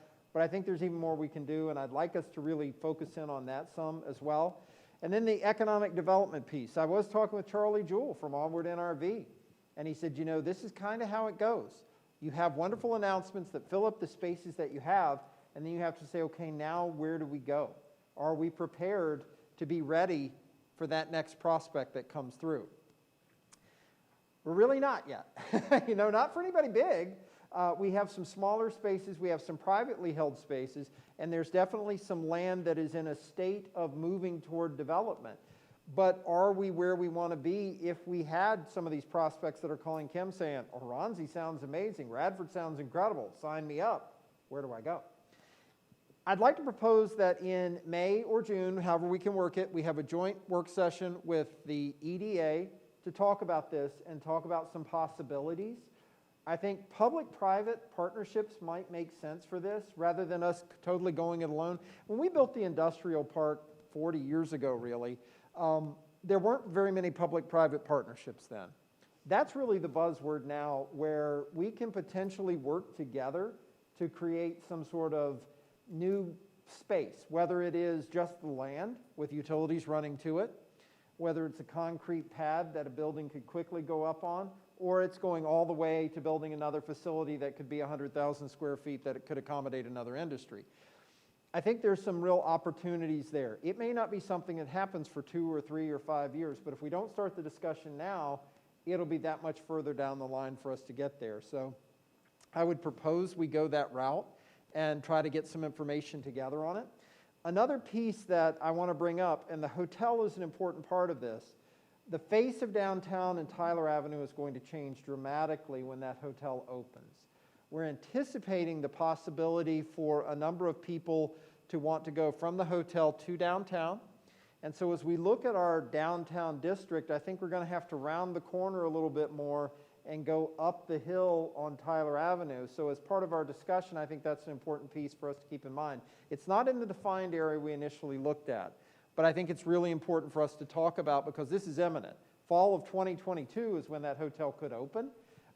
Maybe a little bit later if it hits delays, but still this is a year and a half away. And we're going to need to consider that. That's all privately held space. The city doesn't control it. How do we work with those property owners to enhance what's there, to create an inviting pull to the downtown, and also to think about young professional housing. So we're having a lot of work that's being done in downtown with the old Leggett building, with some of the neighboring structures that are going to have apartment living above them. That is the perfect place for young professional housing. If some of our prospects come to fruition, downtown and Tyler Avenue, West Main Street could be prime places for young professional housing. I think we need to consider that, and are there incentives we need to figure out, similar to our READY program, other things along that line, that could help us reimagine some of that space. Student housing's in a very different place right now. And this is for discussion if you all want to talk about it right now. Student housing's in a different place. We may not have 9,000 or 10,000 or 12,000 students in all the apartments and houses that are around the university district. What becomes of that district? Do we reimagine some neighborhoods? Are there some places for reinvention that we could assist in helping make some things happen? And I'll just toss those things out there as a couple of pieces to go along with everything you've talked about tonight. It's all in concert. The nice part is I see opportunity, opportunity, opportunity, opportunity. There's so much already happening. There are places where we could plant a few seeds that might bring that opportunity to reality and go from there. Any thoughts?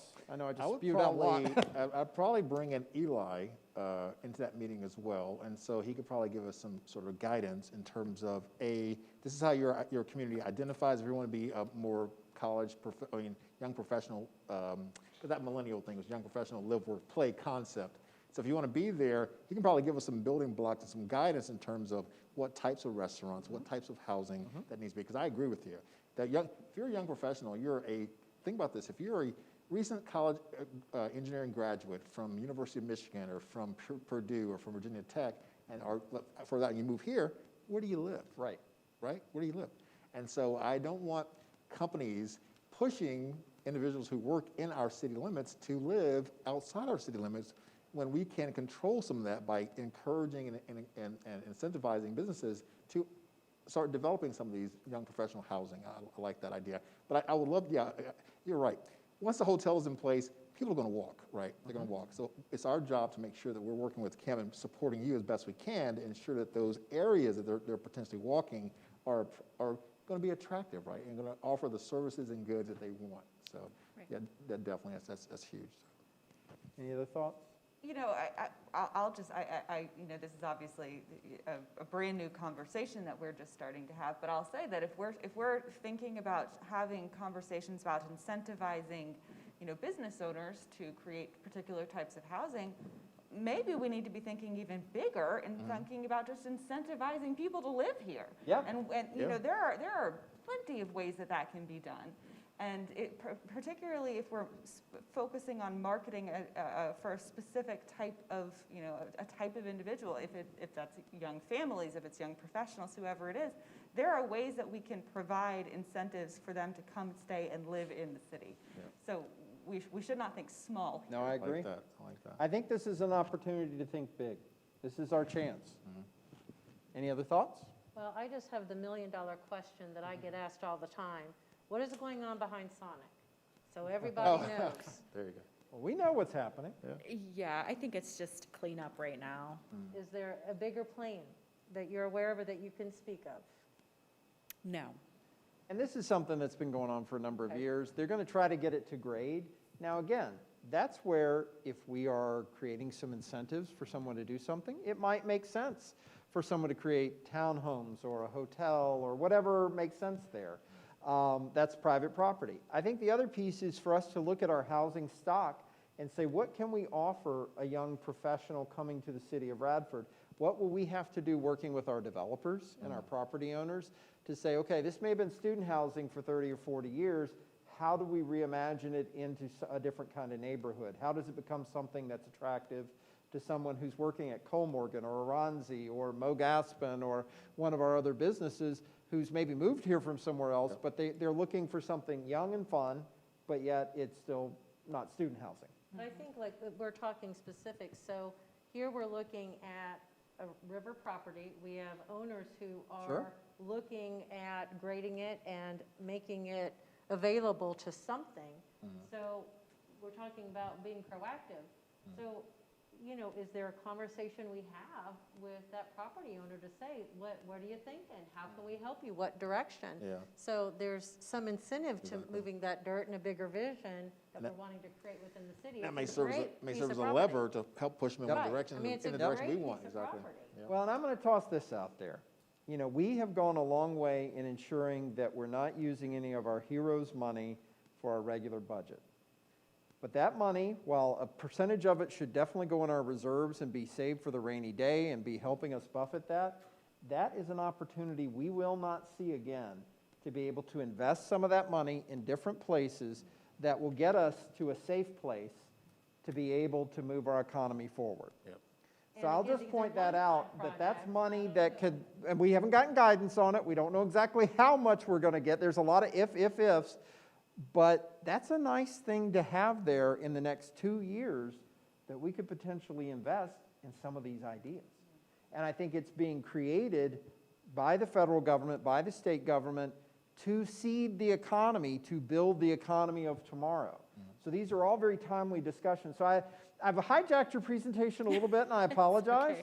But in support of everything you're doing, I think this is the way we reach those things that are up there, and that we make live, work, and play the full reality for all those folks that we want to bring here.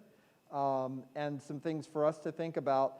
I'm hoping we can actually fast-track some of this discussion over the next 3 to 6 months. It's about 5 months until we get this report. It would be great if we are prepared to start taking advantage of those things, planning fall, doing some things as soon as the weather breaks in the spring, and seeing some additional seeds sown in 2022. So I'll leave it at that for now unless there's any further discussion. But I just want to say again, Kim, kudos. Thank you so much. These kind of announcements don't happen often for the city of Bradford. We think they're going to happen more often moving forward. but we greatly appreciate your hard work. Thank And you. I appreciate it. please let us know if there is ever anything that we need to be considering. If there is something someone else is doing, that's a great model for us to consider. I think this council is obviously wide open to considering those things and seeing where we can push the needle forward. Thank you. I appreciate it. And I appreciate your support, too. Thank you, Thank thank you. you. And I apologize for the late hour of the evening. We have a couple more things to talk about. I will introduce this by saying the General Assembly, in its wisdom, has decided that all local elections should take place in the fall of the year. So beginning in July of 2021, any election taking place after that time has to move from May, where our elections have historically been, to the fall. This was not something that any of us here on the council or in the city of Radford asked to do. This was not something that we advocated for, and it was not something that the Virginia Municipal League supported. It has passed, and it is taking place. With that in mind, Councilman Height had a proposal he wanted to bring up, and then we're just going to have a brief discussion. Forrest? Yeah, and I'll start by saying, like, I was hoping Mike would be here, and I know Tracy's been out of town too, and I think those two could provide the most information. David, I don't know if you happen to know much about potential for extending filing deadlines.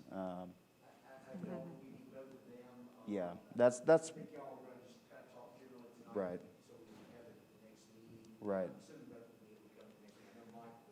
Yeah, and I'll reach out to both of them between then and now to try to get a little more clarity, because that's kind of the last piece where I don't have much clarity on.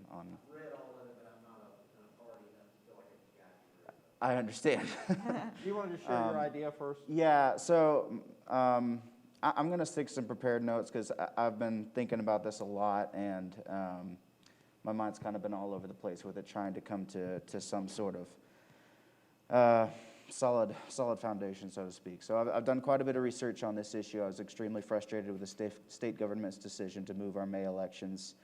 I think it's bad policy, as it will likely lead to hyper-partisanship of local elections, overshadow local candidates and issues, and misalign the city's fiscal year with its elections, to name a few reasons.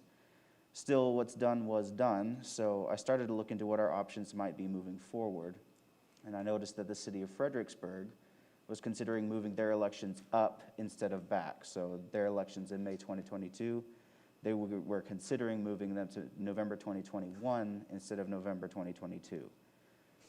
Though May would obviously be my preference, that's no longer an option. So I liked the idea of moving to odd year Novembers better than even years, which would reduce our terms instead of extending them.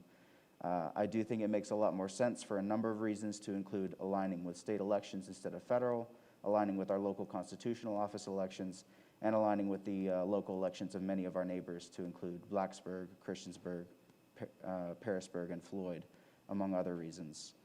There are downsides too, and one of the biggest issues with making this happen would be timing. We would be in a significant time crunch and having to get it done quickly. With a November 2021 election, the filing deadline for candidates would be June 8th, which is only 8 weeks away. If there had been some measure of consensus on council when I brought it up with moving in this direction, then perhaps we might have had the time to reach out to the other stakeholders, namely the school board members and the public at large, in advance of this meeting, but there was not immediate consensus. So to put it bluntly, barring a filing deadline extension that would give us a little more breathing room, we're essentially out of time to make this happen. I still do personally think long-term that moving to odd years would be better, the better of the two options. But I do understand that it's not a clear-cut decision, and the timeline as it stands right now simply does not afford us the opportunity to work through this in a measured manner.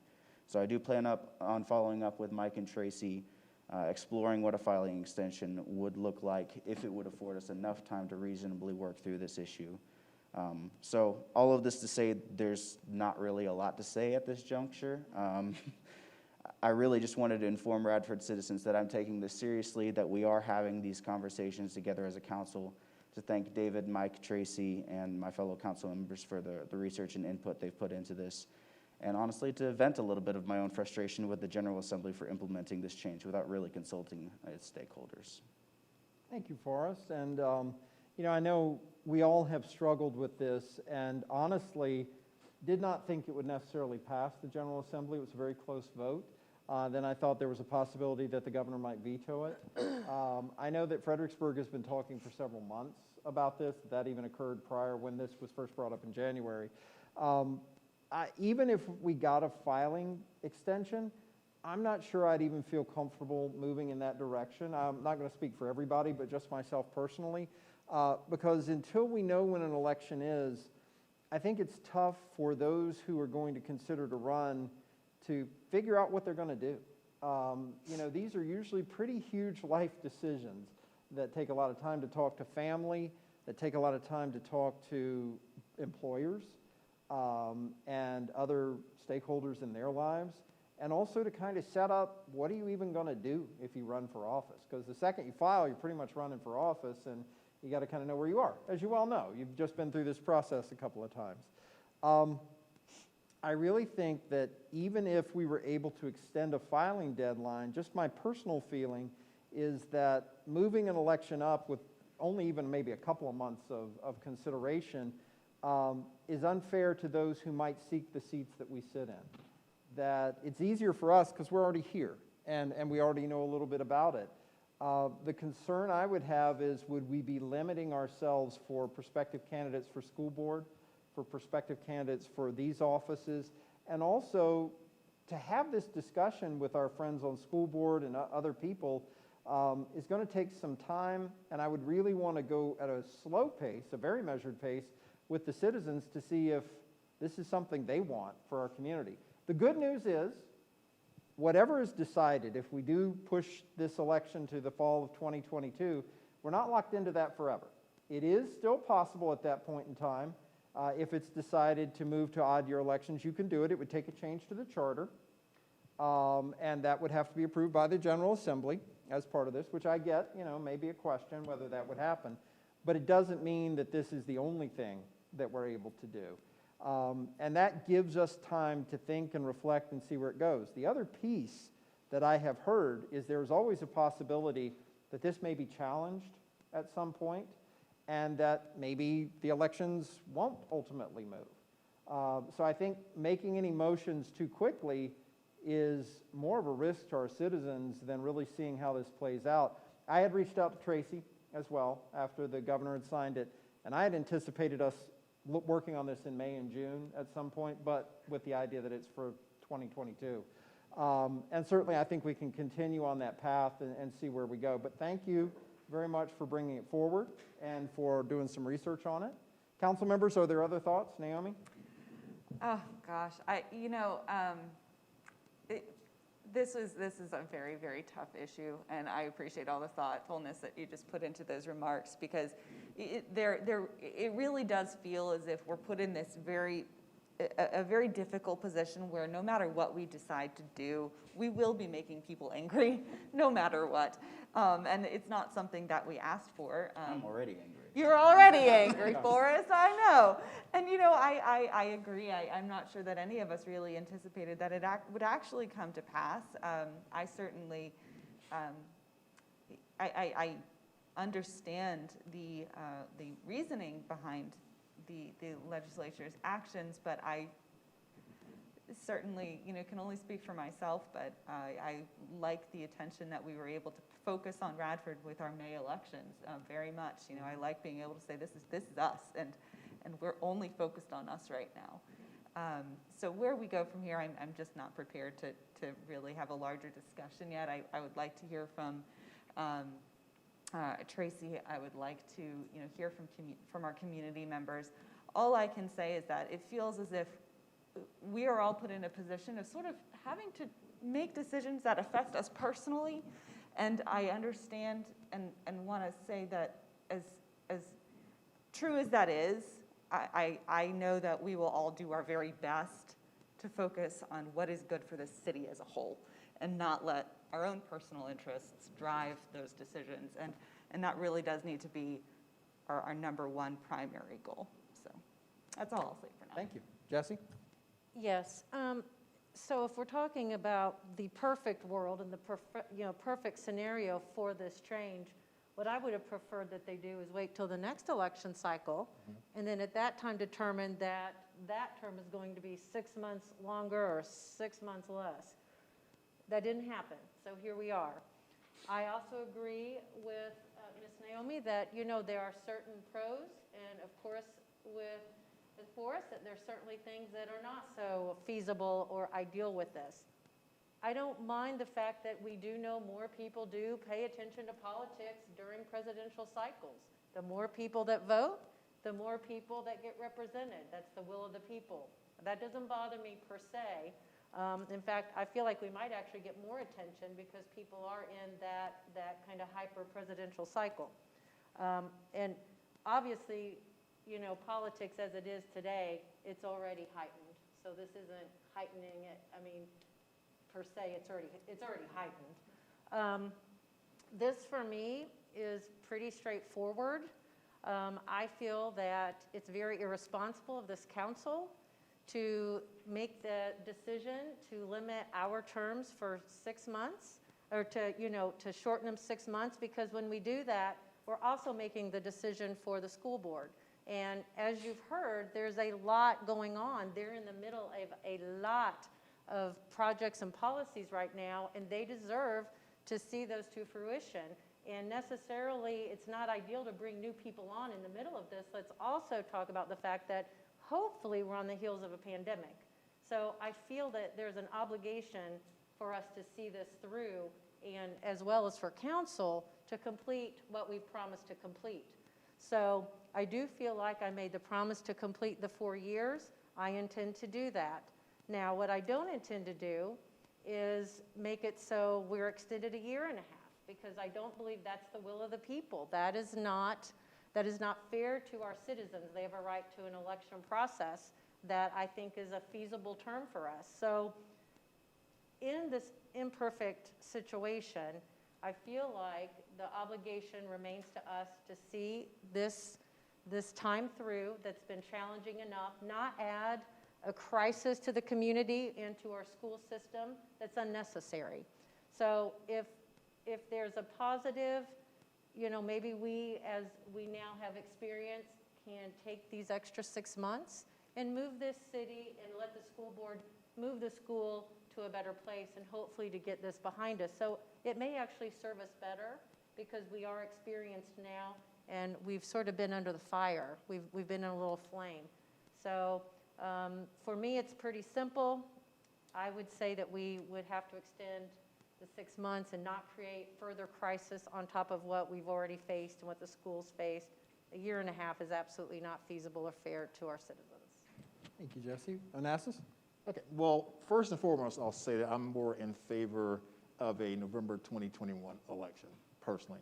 And the reason why I say this, as I hear all the comments that have been provided through email, provided here at the dais, I hear a lot of interest of the incumbent versus the interest of the voters. You said the will of the people. Mm-hmm. I've heard you say, let's listen to the citizens. But the consensus that I've read, and the consensus that I hear tonight, is more about I personally want to serve out my term. I personally do not feel that an election held in November versus an election held in, November 2021 versus November 2022 benefits me personally. I hear a lot of I focus here here tonight. And so I just want to make sure, the one thing that really stood out to me when I read the Fredericksburg ordinance, it said the interest of the voter is why they, as a city council, chose to pursue looking at an election in November 2021 versus November 2022. The interest of the voter. Voters, before I took office, I voted in an election that elected you individuals that sit before me now. I didn't vote for a 4.5-year term. I voted for a 4-year term. So I can understand not wanting to serve 3.5 years. Doesn't seem fair, I'll be honest with you, right? We had no control over this measure passing in General Assembly. I get that. But shame on us for not getting ahead of it. That's the biggest thing. Shame on us. If other municipalities and other localities were able to see this and get ahead of it and at least put forth some conversations, we're stuck now with the timing issue. Well, this is not feasible from a timing perspective. So this discussion tonight, there's nowhere we can take it because timing issue, right? Because I think Naomi said in your email about individuals who want to run for office, getting signatures, the timing, the logistics, by ordering signs, right? That's more than 8 weeks by itself, right? So those things now we find ourselves that we cannot, from a timing perspective, even execute. If we voted to have a November 2021 election, logistically, it's not smart, right? It's not feasible. It's not fair to the people, the voters, not fair to people who want to run, not fair to incumbents. I get that. But only thing I would take away from this and ask that we take away from this is we have to do better at getting ahead of issues that affect our citizens. That's my only takeaway. And I'll just end by saying, I think the biggest challenge with something like this is Virginia is a Dillon rule state, and there are a lot of issues that are brought before the General Assembly every year that could impact folks that we never know how it's going to exactly play out. And we have to see the hand that's dealt us many times before we can go there. I will just add a couple of quick thoughts. You know, a lot has been made of the hyper-partisanship of a federal election cycle. I'll agree that that can be that way during the presidential election, but typically the off-year elections in Radford are not necessarily that much more hyper-partisan than, say, the gubernatorial elections, which are the fall of this year. So I'm not sure we'd be jumping out of the frying pan and into the fire, but it probably would feel pretty hot regardless with the partisanship.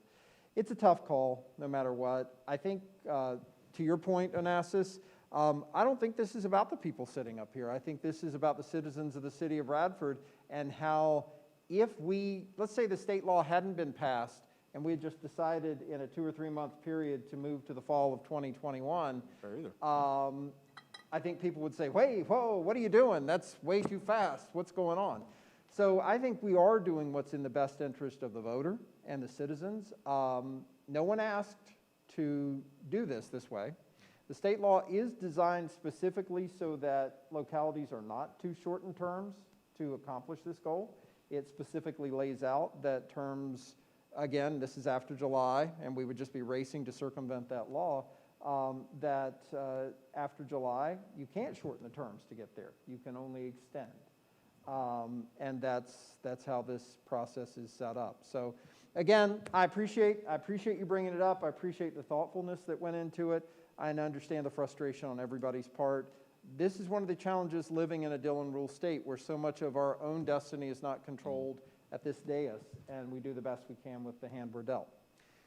Having said that, David, do you have anything else for us this evening? Due to the late hour, I'll pass. I'll send you a couple comments by email. Sounds good. Naomi?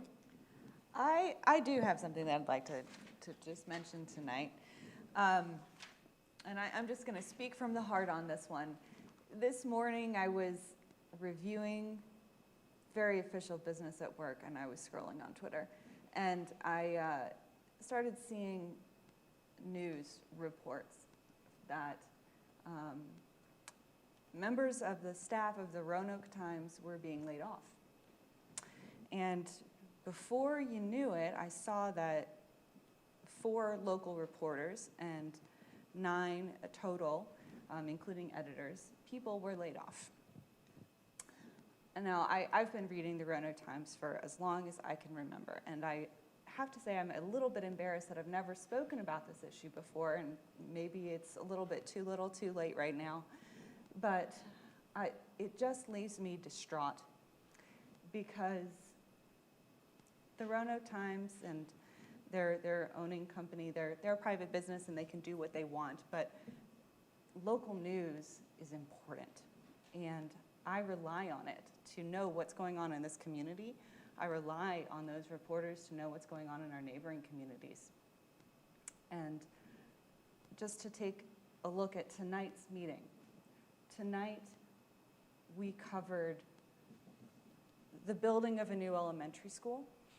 We covered our budget. We covered our tax rate. We covered economic development within the city.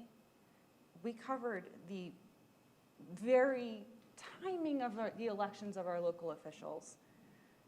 And imagine a world where that is not accessible and reported and that people can't read about it. I could not let tonight go by without acknowledging that we lost something today.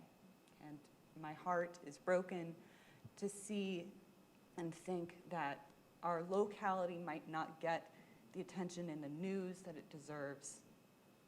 And we lost something. My heart tonight is with those local journalists, the ones who have lost their jobs, the ones who continue to serve. Local journalism is very, very important, and I wanted to share that with our community and just say that I am thinking of them tonight. Thank you. Jesse? Yes, so one of the promises that I made when I ran was that I would do write-outs with our officers. I was hoping for about every 3 months. COVID kind of yanked my tail on that, and due to safety concerns, I couldn't do so. And also visit our firehouse. So I want to just give everyone just a little bit of information about that. It was a Tuesday at about 1 in the afternoon, and I called the chief and I said, listen, I'm thinking about, trying to schedule this if it's safe now. And he's like, today is really busy because it is nice out. I was like, well, let me change clothes. I'll be ready in a minute. So what was so exciting to me and what I love about doing this is I get to spend time with our officers one-on-one and get to learn a little bit about them. And so I was able to ride out with one of our newest officers. His name is Officer Acosta Torres. He has such an amazing story. His family immigrated to the U.S. from Honduras when he was a small child. One of the great benefits about having him on the force is he's also bilingual. So we've been able to utilize him in several occasions that was certainly a benefit to our citizens and as well as our officers. He resided, I believe it was in Northern Virginia. Am I right, Chief? And he was interested in the criminal justice program at RU. So he finished his studies at RU and he loved our community. That's one of our big success stories when they choose to stay. And so he decided to look for employment with us. He had been working dispatch and enjoyed that so much, enjoyed the camaraderie with our officers, and he really felt like his calling was to be a police officer. So he just recently graduated. So what I love about that is it's sort of like when you're in the military, sometimes it's good to work up the ranks so you kind of have the experience all the way. And I love the fact that he was doing dispatch first, and so he understands that language and the difficulty and the pressure in that job. And he certainly was very pleasant to get to know and to work with. But I wanted to let you guys know, just to give you, again, just a kind of a glimpse to what our officers do within an afternoon. I just rode with them a few hours. So we had to search out a suspicious individual that had been evading officers on foot. We were concerned that he had discarded something, and we didn't want any child or animal or adult, for that matter, to locate it. So we did do a foot search. Kind of an odd caveat of this, and it shows you the constant concern that our officers have to have and the threat that they're under. This gentleman had, I believe it was a BB gun, and he had painted the orange tip black and had it holstered. So needless to say, there was some tense moments with that. That was something to see. What I love about the ride-outs is when I'm with them, when it's appropriate, obviously, I ask them questions. And I knew one of our officers was a canine officer, but there was no canine to the duo. So I said, where's your canine? And unfortunately, he was getting physical therapy. He's, 11 or so? And then he mentioned we also have one, we have 4, but the other one is 13. So we have 2 of the 4 that are reaching a ripe old age. So as we were talking, I knew from prior ride-outs that the dogs could search out marijuana, and that was one of the things that we'd use them for. Well, there's been a change, obviously, we're all familiar with the rules surrounding marijuana, and these dogs that are trained for marijuana, if you did have them search a car, if they smelled marijuana, they're going to alert to it. But we can't stop for that now. That's a new rule. So how do you untrain that dog? Well, other jurisdictions are in the same quandary, and what we know is that we really can't do that. The other concern I had is while we're all like, you know, barreling through backyards trying to get the suspect who we think may have a gun, we could have used a tracking dog to help assist us, and we didn't have the availability of a tracking dog. So I asked the guys, so how much are these dogs exactly? And we probably are down to the 2 we have. Their training probably is not exactly where we need it to be with the current legalization of marijuana and changes that we're seeing. So they're expensive, folks. They're expensive, but they're a really important tool for our officers. And one thing that I always want to make sure is that it was sort of with the e-ticketing that I was concerned about. Anything that we can do that's a no-brainer to make them safe, I want to do it. And so I think that this council, and I know Dave and I talked about this, and he's aware of it too, and knows it's coming up, and we're trying to figure out the timing of it, but we're going to have to figure out, and I don't know if maybe it's even with the CARES money that we do this, but we need to be looking at how to support the officers and our canine officers for the tracking and also for the new laws, because it's illegal for us to stop now and to do that marijuana stop, and we can't untrain the dogs. So I'm just putting it out there for all of council to consider. I think we have to give our officers, you talk about a tool belt, we have to make sure that their tool belt has every tool in it to keep them safe. What's the price tag on a dog? So are they around, I don't want to misquote, 30 to 40,000 for a tracking, well-trained dog? With the dog and training, it can be that much. Yeah. It's not more. But how much is one officer's life? Sure. And so, you know, and obviously, let's also look at the duration that these dogs serve us.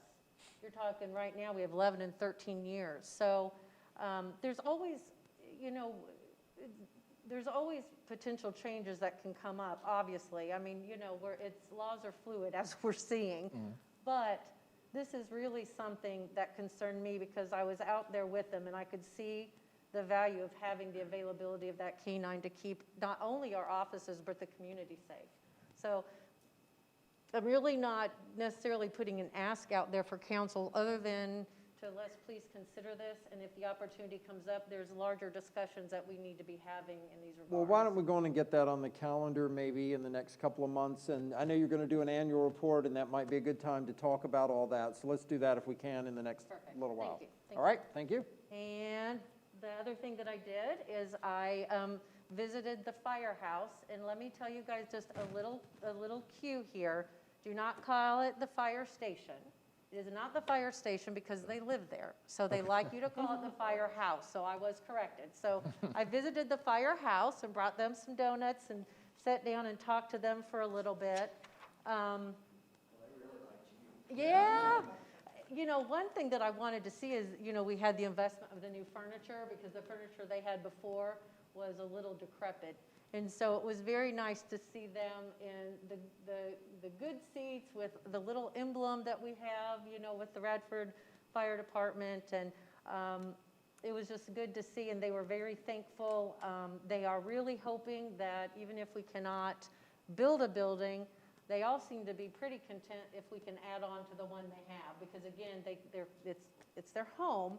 And so it seems like their preference if we can do it, and if it's you know, I guess more cost prohibitive to put it elsewhere, they'd really like to see that, especially for their sleeping arrangements, because the males and females are sleeping in the same very close quarters right now. And I do think that we need to probably provide separate sleeping quarters in the very least. The problem is they're cramped, and the space is just not ideal right now. We've heard this before, and I can tell you if you have a few extra moments to go up, you'll see that they are crammed in everywhere, from the garages to the sitting area to the sleeping area. So we've got a study, and let's Yep. just go on and review that study again when we do our public safety night. We can have police and fire and talk about it all then. Does that And sound fair? one thing that I did not mention, when I was telling you guys, I was giving you a scope, and then I got concerned with the canine dogs, but just in the couple of hours, so we had that foot chase. We had 3 suspects from DC that were breaking into vehicles. We ended up finding them on the RU campus. We worked very closely with the RU police officers, and I always really appreciate to see the collaboration and the communication between these officers when they're working together. So we did happen to find the 3 gentlemen that we were looking for. We did have surveillance and we had pictures of them, so we knew who we were looking for. But they did not have good luck that day, because we were coming up the elevator, the doors opened, and there they were. They were just getting off the one next to us. So that was not their luckiest day, but it worked out well for us. And then the next call was a domestic abuse situation. And, you know, I will tell you, there were children involved, and those are the situations that are truly, obviously, the most dangerous. And, you know, I'm constantly reminded, and they're schooling me on safety. And we were walking up to the door, the first thing they did was, you got to stand to the side. You know, so those are things that you don't think about, that they're thinking every day about the risk that their lives are under and that immense pressure. So that was just in a few hours. Those were the big 3 things that we contended with. We, not me, they contended with and I observed. So I just want to just, again, take my hat off to our officers and our firemen and just thank them from the bottom of my heart for all that they do for our citizens and our community. And really, that's it. I just wanted to let you guys know. If you guys have the opportunity to do a ride out, I would really, really encourage it, because it's nice to get the one-on-one and to kind of see the scope of their day. Now, sometimes I've gone out and there's not much, and it may be a Friday. So I don't know, that day was just hopping. But, so that's it. Thank you, Mayor. Thank you. I'm going to yield. I have nothing. Okay, Forrest? Just briefly, one highlight of an upcoming event here in Radford. The Pregnancy Resource Center's annual Walk for Life at Bissett Park here in Radford is coming up next Friday. PRC provides medical resources, counseling, education, and practical support to expecting mothers throughout the New River Valley through their clinics in Radford and Blacksburg. The walk will take place on Friday, April 23rd at Bissett Park between 4 and 7 p.m. There are options to participate in person or virtually this year, and you can also contribute financially by sponsoring a walker. And you can learn more at prcsupport.com/walkforlife. And that's all for me. Thank you very much. This Saturday starts our farmers market at 401 West Main Street, so we'll see you Saturday morning. And that's all I have. I'll take a motion to adjourn. So moved. A motion. Do we have a second? Second. Second. Say good night. I used to do ride-alongs in Seattle with the state police. Those were little, yes.